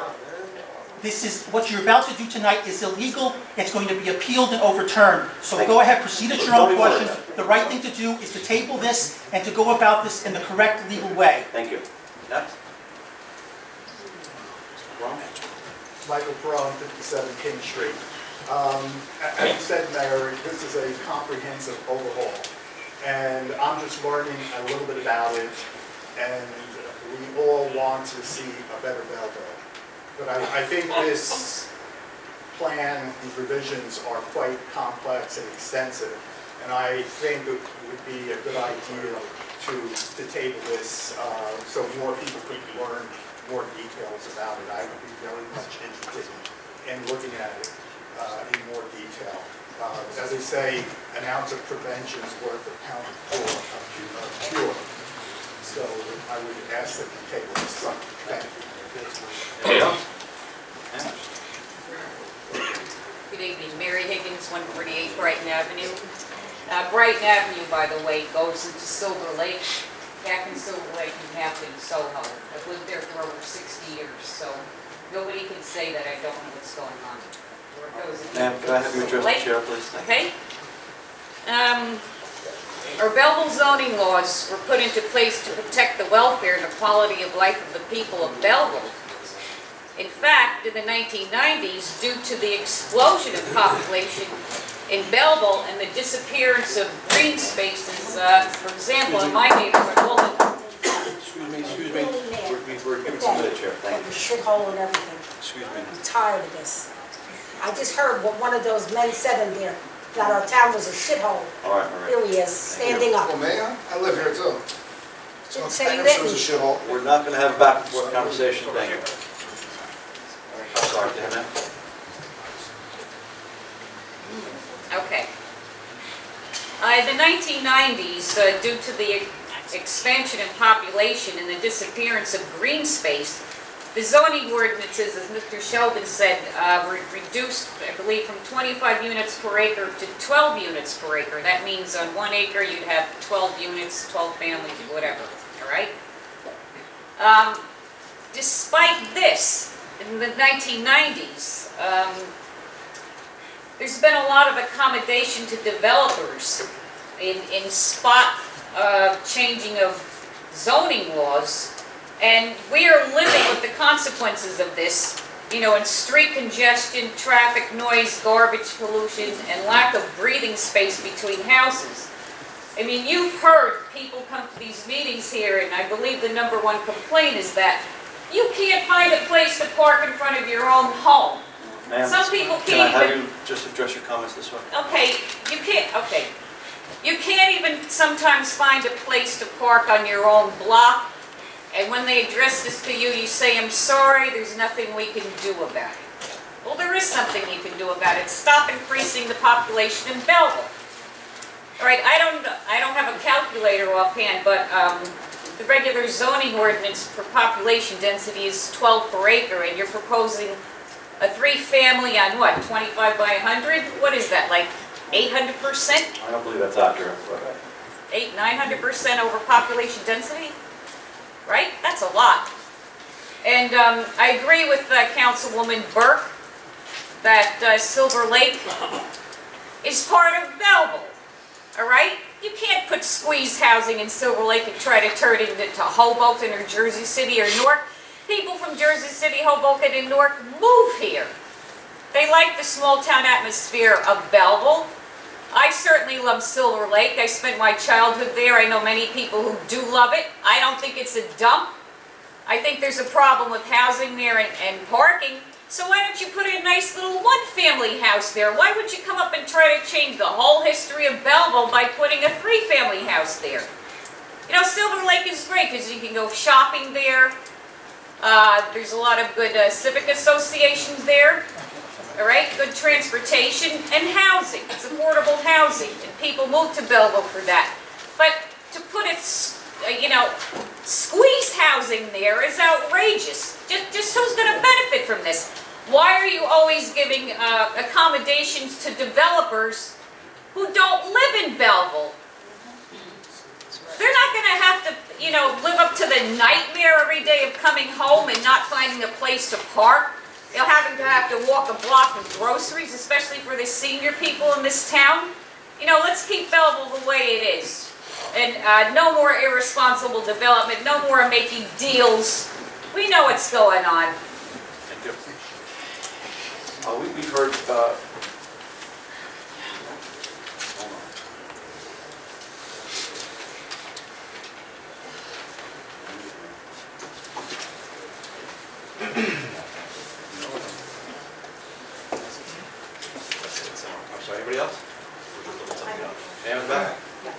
Dorothy Paul, 85 Watsessing Avenue. I lived in Silver Lake 15 years. I moved here from Newark, which I know what is a crap hole and what is not, and Belleville is a nice town. Yes, it could use some development, but what I was wondering, I'm here 45 years, I live in Soho now. Does the line of changes go, where does it stop in Silver Lake? Does it come to Soho? I'm in Ward 1. Councilwoman Burke is my councilwoman. Does it go to the whole area up to Sanford Avenue and beyond? Or is it Silver Lake drawn before Newark Avenue? Up to Sanford. It does go, anything that's walkable to the light rail. Walkable to the light rail? From Sanford Avenue? Okay. Yeah. And the parking on the structures that are going on the smaller lots, they don't require parking? The builders, like they don't have to allow for garage? They do. Oh, they do? Right, so Oh, yeah, okay. and this is one of the first times you're coming, and I appreciate the questions and Yes, not the yeah, I'm just accusations. curious because I know it's Because a lot of people are accusing things or making statements that are just not true. For instance, you cannot put a three-family on a 25-foot lot in Silver Lake. You can't do that. So you heard that now twice, ignore that. That's not. Okay. All right, But I appreciate the questions, because then we can answer them. Okay, because I live on my street, Watsessing, I'm very close to Sanford Avenue. There are one-family houses until the apartments start on Brighton. One house has 5 cars, and it's a family. It's a mother, a father, and 3 adult children. So I was concerned with the multiple family units going on small lots. How many cars are going to So be the coming? old way would actually put less cars and more bedrooms. The new way now, you have to show a spot for each bedroom. So it's actually restricted. But how do you regulate like a spot per bedroom? How do Well, you know because- what my bedrooms are? Because when you submit your plans, if you show a I see your two-family, building in other show a words? two-family house, right, show a two-family house with 2 apartments, you gotta show 4 spots. If you don't have 4 spots, it's not approved. Okay. So it's All right. actually better for the, I mean, I know nobody wants to believe that, but it's actually better. I mean, my neighbor next door, there are 4 people that have 4 cars. And, you know, they have 4 bedrooms. So we get better with that now. Yeah. We All right, do. I was just curious I mean, because, you know, to cram in a lot with no parking, and that's what was in my head. Okay, so it does go up through to Soho. It goes 1 block into Changes. from North, was it North Ave? Over. 1 block over. It goes up to Sanford. Sanford is Yeah. more than 1 block. Sanford Avenue goes. Okay, so that's, Okay. Yeah, but it's just 1. okay, thank you. Thank you. Anybody else? Sir? Manny? Randy Lopez, 160 Penn Ave. What I want to say is that being very knowledgeable with what's being discussed here today, having access to a lot of the information, having reviewed a lot of it, there's a lot of misconceptions being spoken in this room. This is very good change for the town, for the future, not only for the generations that have been here, the generations that are here, and the generations to come. And because of that, I say that we move forward and we go on this and do not hold it up any longer. It's way overdue. Thank you. Anybody else? Sir? Good evening. My name is Michael Ng, Belleville resident, 26 Harness in Silver Lake. I have a 2-family house, about 25 by 100 lot with 2 families. And I'm very close to the Silver Lake train station. I've been living in West Orange for 30 years. I have lived in Bloomfield, I live in Belleville. What I've seen is east of Belleville, we all New City Country Towns. And also Bloomfield, West Orange, Montclair is a beautiful town. Landbridge, even as far as Morristown. They're all developing very nicely. As a person that don't want to cook a lot, I go out, I want to pizza. I go to Silver Lake train station area, there are 4 bakeries that close. I came for the pizza. Dunkin' Donuts, no coffee, no pizza. That's an Italian town. Asian food, I have to go to Bloomfield East West Market to eat Vietnamese, Thai, and even Filipino food. There's a lot of Filipinos, there's a lot of Asians in this area. And I'm sick of eating the same food every day. I love pizza, I love pasta. I don't want to drive to Bloomfield, Jangrelli for pizza. I don't want to eat Master Grill, on Bloomfield Avenue. and I have to go to other towns to eat my dinner. And if I go to New York, it's a beautiful place, Silver Lake. I don't have to worry about parking. I just go there, I see my doctors, come back. And I think it's really, really depressing to see a town that's so friendly people. People are so nice. It's just, population is growing, everywhere is growing. The jobs go with the city. My kids study digital marketing. Where can they find a job? New York City. Why don't they want to live in Silver Lake? Why? There's no food. There's nothing they want to do. There's no people. Honestly, I think this explains why a lot of Italians move out. We need to make this town gentrified to be a modern town, like a Harrison, like Kearney, right? It's a nice transportation town. Silver Lake is a beautiful place. The train station is beautiful. But I live in Bloomfield. I live in restaurants. What kind of store can I find in Silver Lake by the train station? Nothing. That's what I can say. Sir? All right, I have to agree with most of the council that wants to see change. We need it now. I've been here since 1962. This town is stagnant. It's really stagnant. I haven't seen change at all. And I believe that what you're proposing, everything in the town, we need, and we need it now. Not only for us, but the tax ratables that we can get, the ratables that we can get out of what we do for this town will help all our taxes at least level off. Every year, our taxes have been going up. We have nothing in this town right now that'll help our taxes. It's going to go up no matter what. If we build in our town, and I believe that we can build with the council's agreement, I think we could really make this work. And I think everybody should be behind it. And I'm behind you guys, and I'm sorry that some of the council members don't feel that way. Thank you. Oh, by the way, my name is Brian Band. I live in Belleville at 182 Adelaide Street. Anybody else? Motion to close, pass for final adoption. We have a motion to close and pass the final adoption. Clerk, call the roll. Councilmember Cosarelli? Second. Motion made, second. Yes. Clerk, call the roll. Councilmember Cosarelli? Yes. Mr. Peña? Yes. Graziano? Yes. That was you. Robel? I abstain, Cal. Strumelob Burke? No. Mayor Melvin? Yes. Should I just one comment. I agree with a lot of people out there that we need to project and progress and all that other stuff. What I don't agree with is with the opportunity for us to tweak this. And it kind of came to us 2 weeks ago. And I think that's Marie's concern and some of the other people's concern. And Brian, I got to tell you, We've been doing it for months. they've been doing it for months. And I I've been just here saw it for 2 weeks years. ago. I've been here for years. I haven't seen any change. That's good. No change. When it comes to Silver Lake. We'll disagree with that. And by the way, I've been here 65 years. So the thing is, I'm gonna say this, and the reason I did abstain is we've had a conversation, we've had discussions about the possibility of amending, because there are things here I do want to tweak. There are things here I completely agree with. We want to spur development. We want to get some. I love the bedroom thing. I really do. But I'm at a point where we need to come up with ways to actually define what a bedroom is, because I've seen it too many times where a bedroom is a library, a bedroom is a study, and these people have gotten away with it in Essex Park, and we don't have parking. Essex Park, by the way, everything was great. We took that down from 400 to about 250. You know where these people are parking? They're parking in the golf course. What I'd like to say is we need to talk to Alma and these other guys who want to actually increase their footprint a little bit and do like a P3, a private-public partnership to add parking in that area, which would be for Carpenter Street, it would be for the people in Essex Park, because that would help them.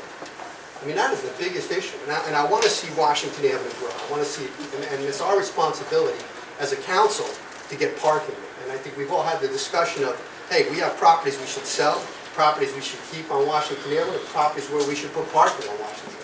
If we want to promote businesses, that's what we need to do. So, that's where I'm at. Comments are on the record. Thank Thank you. And I did say earlier, I know you did read it, I know you had legitimate questions, and I appreciate that. It's a conversation. Yeah. Okay, next up, we need a motion to open public comment. Motion open public? Motion made, second, open public comment, and clerk call the roll. Councilmember Cosarelli? Yes. DePena? Graziano? Yes. Rovell? Yes. Strumelob Burke? Yes. Mayor Melvin? Yes. Consent, oh, sorry, roll call. The guy talked. The guy. Sorry. We'll leave it to the gentleman. You're up. You're up. Yes, sir. One at a time. One at a time. One at a time. I will speak on behalf of everybody. You represent the pew. Yes. Well, you can support. You can do it. We live on the block between Gerald and Liberty, and we've had this perennial problem with trees. Right now we are having fall, and each year I call Public Works. It's a problem. If I want to get anything with Public Works, I have to leave my job to go there because nobody answers the phone. And I work in Passaic, so that's a problem. And the trees have grown so large. My house, the trees are on the roof. When you say the trees, you mean the public trees? Yes, the public trees, the oak trees. And They're real big ones, right? Yes. They're real big sycamores? Yeah, so, yeah, you know, I'm with you. we have to be mindful of what the situation is. And if we just look around us for what is happening to other people, where trees are falling on people's houses, then we should take the proactive measures of getting rid of these trees and replant trees. I'm going to advocate that we don't use the cherry tree blossoms, because those root systems, they are aggressive, they are destructive. We should try to use the Japanese oak, because that's a better root system. I think Councilman Graziano has some information on this. If you're done talking, I'll let him. Yeah, we are here and we'd like to have some proactive measures. I've been promised last year that my tree would have gotten trimmed. It never got trimmed. And it's every year I have to call or go. My neighbor here, his wife is very, very upset and petrified about the tree falling in the house. Okay. So, yes, so right with you, thank you. Yeah, just talking I'm about sorry. So, yes, when Township Manager Tucci was here, it was brought to our attention from a couple different people, residents, and what ended up happening was, I think years ago, and someone, what I remember, there's Liggum Street towards Chestnut. They were deemed and they were cut down between Liberty and Liggum. They were cut down. They never, all of the trees that the gentleman's talking about were never done from Liberty to Geralamo. Even though they sit on their property, they were deemed town trees. They were deemed town trees. No, I'll tell you that I had a similar complaint. I think it was either Lloyd or one of those streets right by Lloyd. These enormous trees. And they are 3 feet or 4 feet into the property, but they are deemed Belleville trees. They are deemed Belleville, right? So what happens is the bark, and you can't, honestly, I mean, the branches in the street, the bark that comes off, you can't, I commend you for how you keep your property so nice, because it's twice as much work just to do that stuff. So every day. Yes, so Councilman Graziano, I want to ask one quick question. Sure. I'm not quite sure if it's something that we can handle, or they're so big. They're so big. They would have to go out. Our director is saying we have to go out. They would have to go out. Yes. Sir, if it was something that we can do ourselves, I can guarantee you this week it would have been done.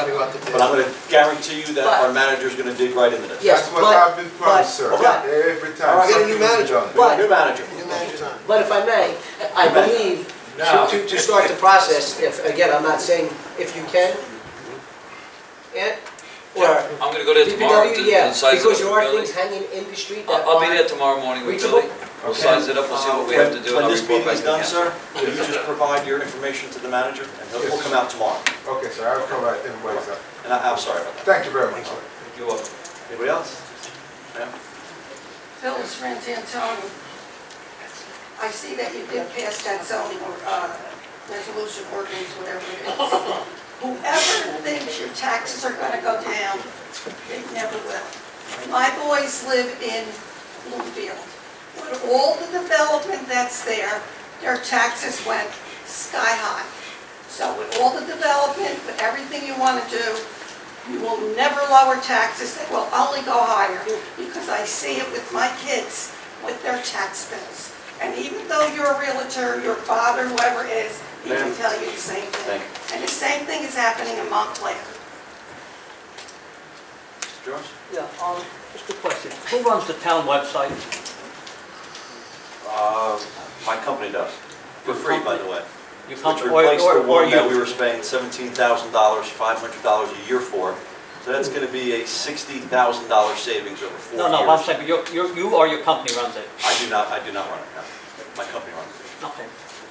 Well, if your company runs it, then maybe you can start having them put these items in the entirety on the agendas. That's not my call. That's not my company's call either. My company Mr. Manager publishes can do documents it. we get from the town. Mr. Manager runs all the departments according to the administrative code. So, Certainly, we'll take that up with the council and have that discussion. well, I'll give you the administrative code if you need it. Question. On your communications, how come it has you of making 4 appointments? Don't other council members get an appointment? No, Well, why not? because our ordinance says they don't. No, it doesn't. Let me read it to you. I tried. Adopted July 31st, 2019. Which chapter are you reading? The Administrative Code adopted July 31st, 1990. I had it cut off.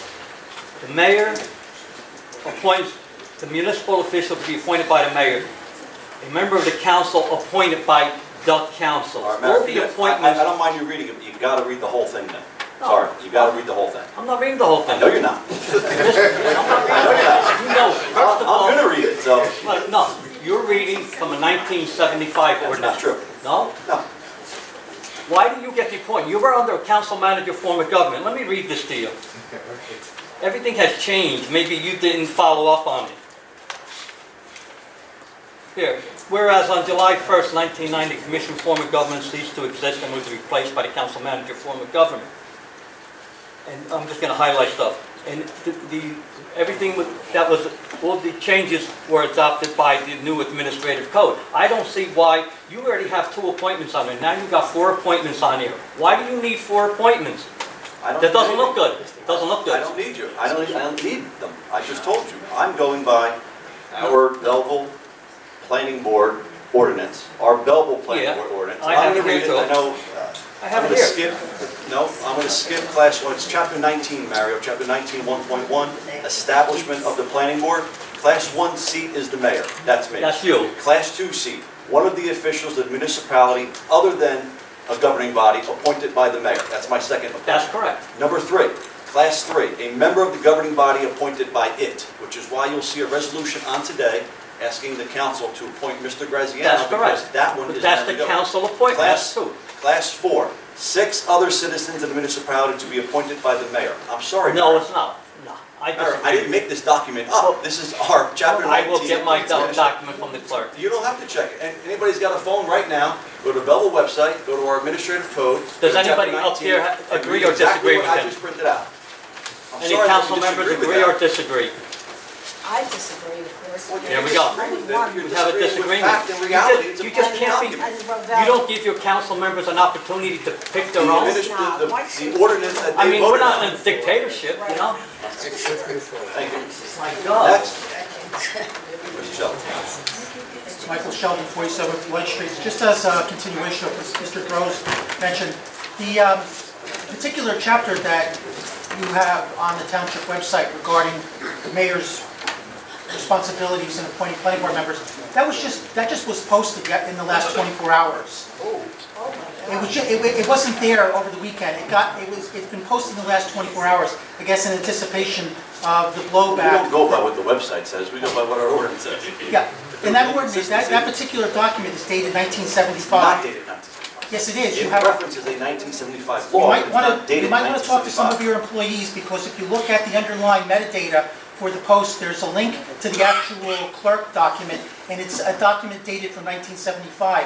When we switched over from the commissioner form to the council manager form of government circa 1990, the scope of your powers greatly got minimized. In fact, if you go to the Faulkner Act, and I have the paragraph here, this is 40:69A-87. The duties of the mayor are very succinct. All it says is the mayor shall preside at all meetings of the municipal council and shall have a voice and vote in its proceedings. He shall fill vacancies occurring in the trustees of the public library and the board of education where the municipality is operating under Chapter 6 of Title 18. All bonds, notes, contracts, written obligations of the municipality shall be executed on behalf by the mayor, blah, blah, blah. The powers and duties of the mayor shall be only such as are expressly conferred upon him by the article. It then goes on to say that appointments to boards is the joint responsibility of the entire board, not yours alone. So you're using an outdated law to unilaterally give yourself more power than you're legally entitled to. I just want to follow up on some of the comments made by members of the audience who were in support of the ordinance changes. I want to say that some of those changes I agree are for the better, but as I previously said, there are a number of things in there that I have grave concerns about. But in case people aren't aware, this Thursday at the next planning board meeting, you're hearing, and at least 2 of you are members of that board, and several planning board members are sitting in the audience. You're hearing the application for the Kitty property to put a 325,000 square foot warehouse on that site, which would be an enormous boon to our township. It would be probably the biggest rateable in the township, create hundreds of jobs for Belleville residents. It's been vacant for 30 years too. Yes, but now there's a developer who's ready to go. And what we're all waiting to see is how Team Mellum reacts this Thursday night to try to undermine this project. I don't think. I hope so. I hope are you supporting this project? I do. Great, terrific. Because in the ordinance that you just Conspiracy, I'm passed, supporting it.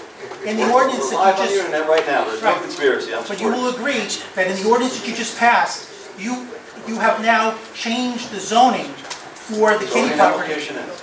to a BB1 and a Not true, Michael, BB2. you're on the Yes, zoning it board, you is. should know better. The application's already been in, this does not change I that. didn't say that. I said that in the ordinance changes that you just approved, you have split the Kitty property into 2 zones, a BB1 Has and a nothing to do with the BB2. application that's coming before us. Right, fortunately, the application got in before you made these changes, but you're probably trying to set the groundwork to find some way to stop this project. I just told you I was for it.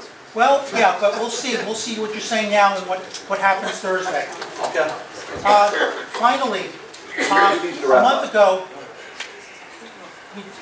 a month ago, I made a presentation. Ms. Burke wasn't here, so I want to quickly rehash what I said. I spoke that evening about your own personal voting history. I started off by saying that on September 12, 2013, you appeared before the planning board and you were sworn in, and under penalty of perjury, on page 39 of that transcript, you give your name and your legal residence, your domicile, as 434 Park Place, Lyndhurst. 18 months later, when you filed your frivolous lawsuit... How many months later? It was about May of... A year and a half later, about a year and a half later. Year and a half. Right, 18 months. I think those are equal. When I talk about calculus, I'm more than happy. Sometimes I get a little hung up on basic math. Things change in 18 months. Right. In May of 2015, when you filed your frivolous lawsuit against the township... Wait, time out. I gotta stop you. Are you stating on the record right now that my lawsuit was frivolous? It was when Judge Hayden... Are you? Judge Are you saying right now my reversed her lawsuit was decision. frivolous? I want you on the record saying that. I'm saying that it's November 30th of last year, Judge Hayden ruled your lawsuit was That frivolous. is I would take that off the record right now, Michael. That's not true. I would take that back. She ordered the township at that time to move forward with Rule 11 sanctions against Not me, my previous lawsuit was council. frivolous. I would take that off the record if I were Judge you. Waldor, just a couple weeks ago, I acknowledge she negated that decision. But putting that aside, when you filed that lawsuit in May of 2015, in Article 1, you have your address as 434 Park Place, Lyndhurst, Bergen County. So you have September 13, you're telling legal authorities you live in What legal Lyndhurst. authorities? The planning board, you... Oh, legal authority. This is, You you- said legal when you authority. testify, you do so under penalty of perjury. You told the planning board you were, you I do need legally to wrap up. resided in Lyndhurst. I do need to wrap up. I'm almost done.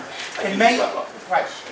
You in all likelihood committed a voting felony, fourth-degree Making offense, a lot of when you statements voted in May of 14 in this township. You were challenged, you would not present your driver's license, you came back with a utility bill from your mother's address, you were then allowed to vote. This matter is I was not allowed over. to vote? Yes, you were. I was You were allowed- challenged, but they allowed me to vote. Yeah, because I'm just setting the record straight. you presented a utility bill for your mother's home. But all along, you were saying you were living in Lyndhurst. 18 months before that. Perjury, Mr. Mellon, perjury. You better Thank you. learn the law. Thank you. Just to set the record straight, by any chance, since you like to make accusations, are you right now is taxpayer money being spent right now to defend you against libelous and slanderous statements you make? Just fact, yes or no? Can I speak? Yes, absolutely. I'm going to give you extra time. Yes or no? You Is filed an taxpayer ethics money- complaint is against me. taxpayer money to right try to now strip me of my defending you? First Amendment rights. Gotcha. And when this Taxpayer is money. adjudicated, I'm going to see to it that you repay the Board of Education for How'd these that work out monies. last time? Next. I just want to say that I want to congratulate for this going through, and the developers and investors, everybody else that's part of this. It's always a risk with anything, but it's a risk for the better. And anything that people are concerned with, I'm sure you guys are going to iron everything out as it gets closer. There's a lot of issues. The parking issue, I hear a lot of you. I live on the other side of Belleville. It is a problem.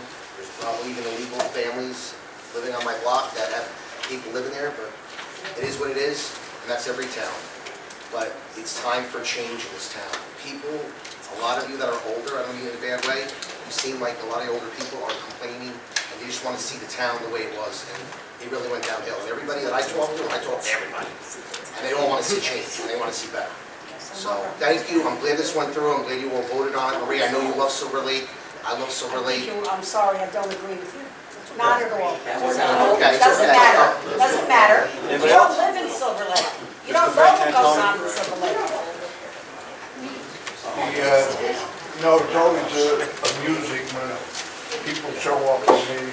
I went to my first town meeting in 1968.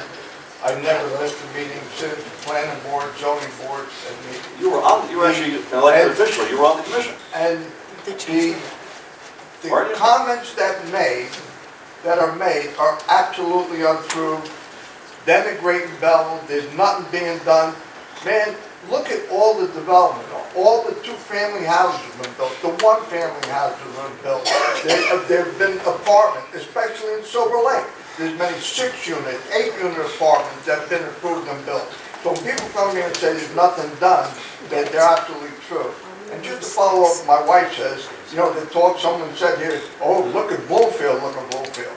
I said earlier, show me a vacant store on Washington Avenue. I will escort you in my car, you want to follow me, to you want to see empty stores? Bloomfield Center. Go and look at Bloomfield Center. What a disaster it is. Across the street from Sacred Heart Church, they built them 5-story high-rises, all brand new stores in there. They're empty. They built a hamburger I remember joint Bloomfield Center when I was a kid, and it's a lot better looking today than it was then. Look, I worked in Bloomfield Center when it was called the shopping hub of suburban Essex. It was a booming shopping center. The malls killed it, all right? And you go, but again, talk about Hoboken. They've got severe problems in Hoboken. You want to talk about Montclair? Don't listen to my statements. Here's an article in the record. Montclair building boom poses risk, all right?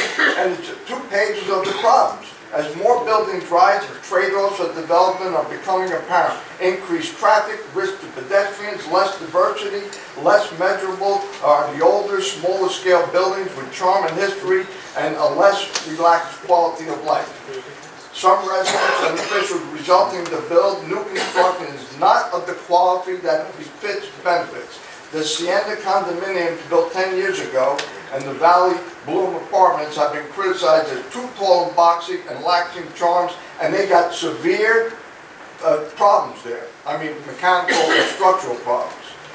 a big question that is finally being answered, it's gonna come true. It says in New Jersey is whether the multifamily housing boom is close to being a bubble. Now it's in print, something I said for the last 3 years. It also says the very diversity that used to lend Montclair such cachet is fast disappearing. It then goes on to say, you talk about increased rent.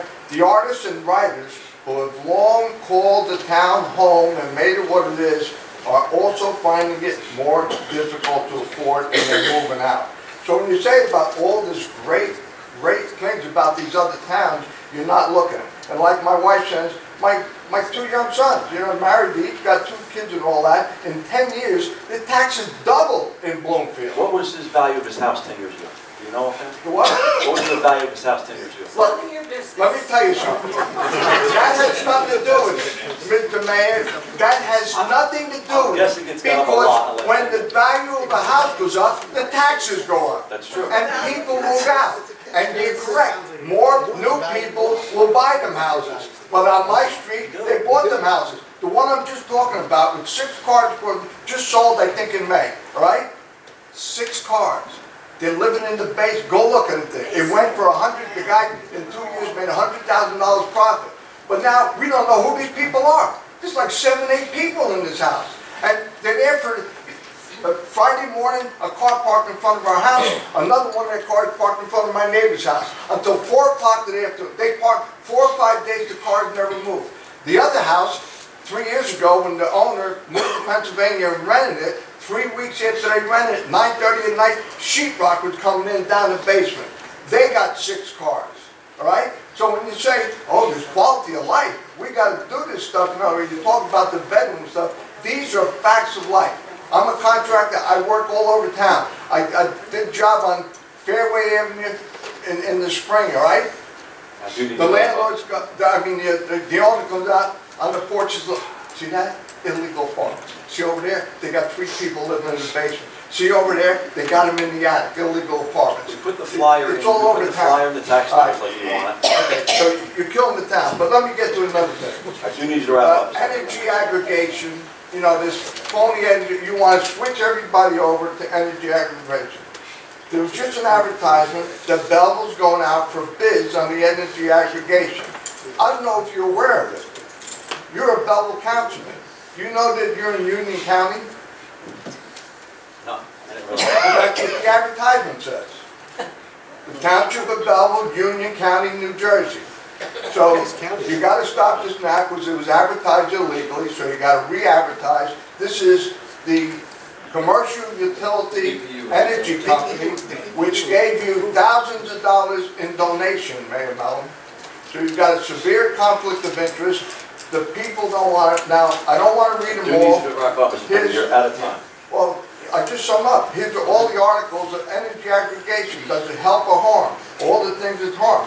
Less competition means higher rates. Locked in. You can't change until an agreed time frame and all that. It's problems wherever it is.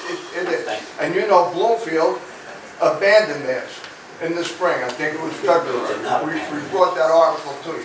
Because the people... Thank you. You're way out of time. Paying more, Thank you for right? So you have a conflict of interest. Donate to all these companies. Thank you. You better call your energy company, tell them they advertise wrong. They advertise in Union, New Jersey. And you better start from ground zero. But don't even try to switch us all over to these other companies. Anybody else? I'm sorry, I have to come up. I have a sore throat. Couple. First of all, I want to commend the DPW for what they did on the Great Lawn. Thank you. At least you could walk on that sidewalk now without worrying about getting jumped out of the bushes. Don't trigger us. There's not a buck coming. There's a buck? All right. On the question, I don't know who's right, who's wrong about the appointments. I was just curious why some are by communication or some are under resolution. So according to Belleville Ordinance, Chapter 19, Planning Board, the Class 3 member, which is a governing body member, that is appointed by the governing body. So I asked the Councilman Graziano if he wanted to serve, but that would be on a resolution for us to appoint. It's The on, other members, Jerry, Willie, it's on, and, I'm sorry? the other members. Jerry Del Garcia, Willie Oh, Blanc. that's zoning board, that's different. Zoning. That's up to the council. That's up to the council. okay. It's only planning board that is the mayoral appointment, Okay. for class 4. On the rent leveling board, the percent of increase is governed by one of your ordinances, not by the board. The percentage is set by, Yeah, it would be a local rent. also, if they decontrol, that would also mean they don't file the form every year for the decontrol department. They don't pay the fee every year for that department. So the income we get from the board would sharply go down, which it's doing now. Okay, I just wanted to point that out. Does anybody know the impacts of the governor freezing $125,000 for recreation? So, yeah, I mean, the impact is we don't get it unless he unfreezes it. No. I will say though, that wasn't part of our budget, or that was a, I hate to use the word gift, but that was something that they found when they were doing the budget talks. And again, because we have a good relationship with our L29, they knew that parks and recreation is something that we wanted, and something we want to improve. So when they were going through the budget process, we're grateful that one of our assembly people, Ileana Pintor-Marin, is on that committee. And when there was extra money, she grabbed 125, that it's extra, so it's no impact to our budget. If we get it, it's a gift. If we don't get it, it's regrettable. that's a wonderful. Thank you. And we'll be planning on upgrades from the pocket parks that have some rusty equipment in there.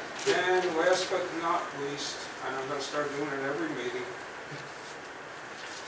For sure. the sewer. That has been there for at least 9 months.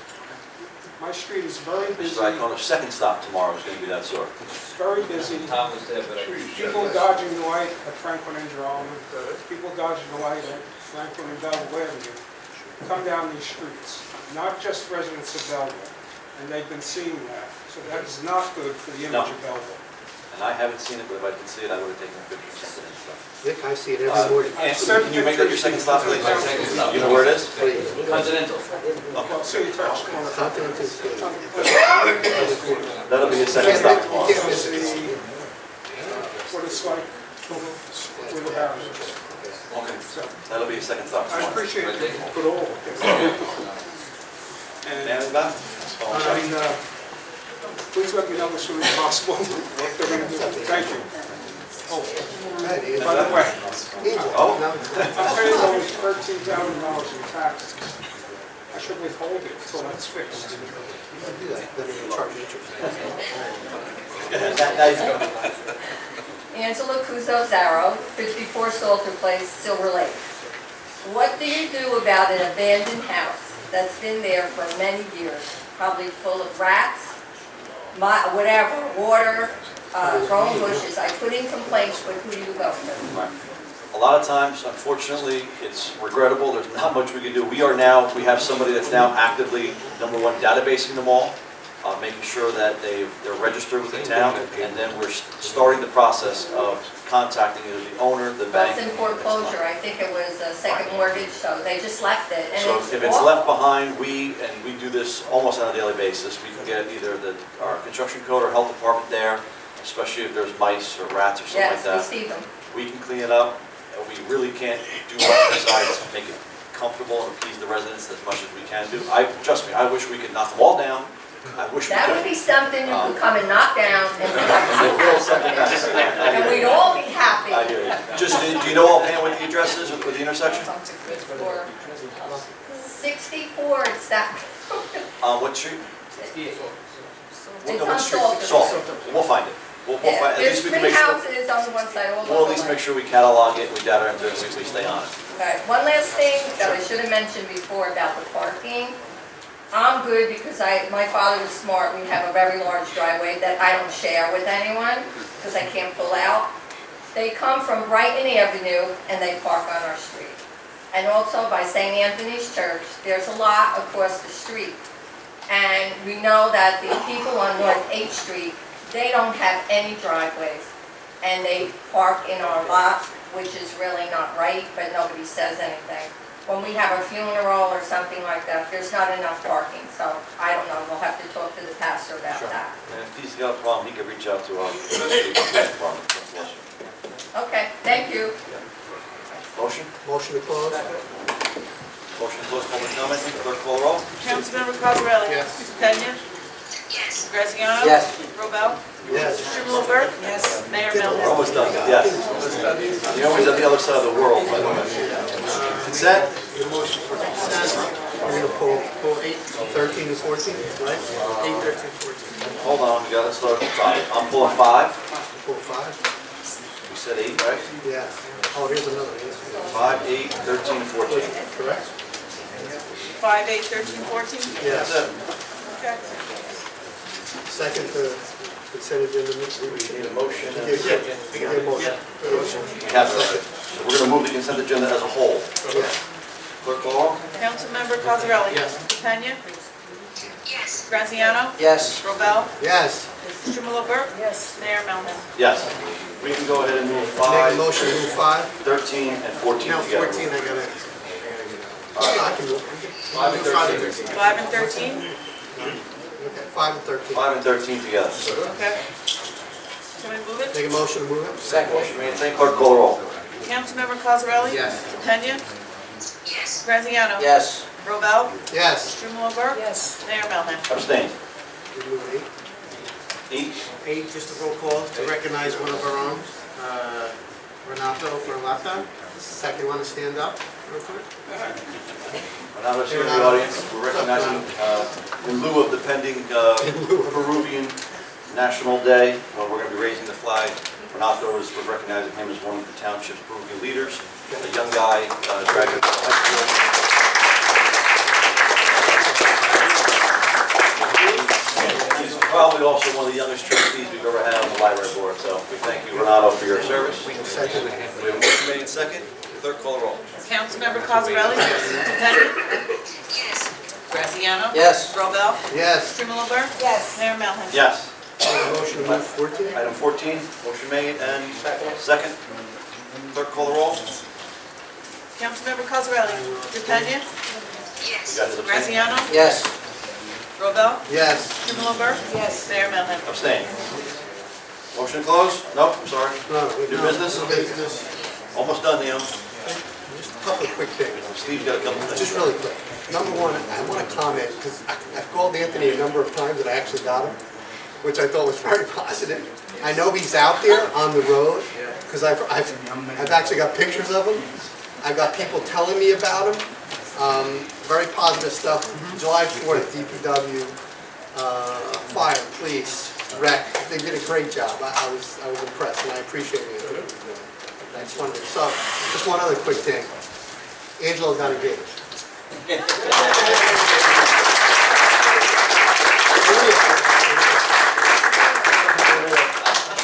And also, while we're congratulating everyone, today we actually had a couple birthdays, so Anthony, today's his birthday. Couple. Councilman Graziano. And actually, he's been 65 years ago. Medicare revenue. Hey, motion to close? I just want to Oh, just go ahead, follow, Fred. I'm sorry. Go ahead, I'm sorry, Don. My bad. With everything being said today, I just like to close with, you know, we say a lot, good, bad, and different, but we're a community, right? So Yes, we are. you say you see something, whether you like it or not, I'm the person that says something or does something about it. When trees are broken, or you see holes in streets, or you see property that's bad, call. We call the town, we document it, and then they work on it. But if you just say, I heard it, I heard it, I heard it, I heard it, and the town don't know about it, yes, there's so much going on. I highly recommend, see something, say something. And this way we can document it and keep going. That's all, and we can keep going together. I have a few. Motion to adjourn, all in favor? Aye. Aye. Naomi?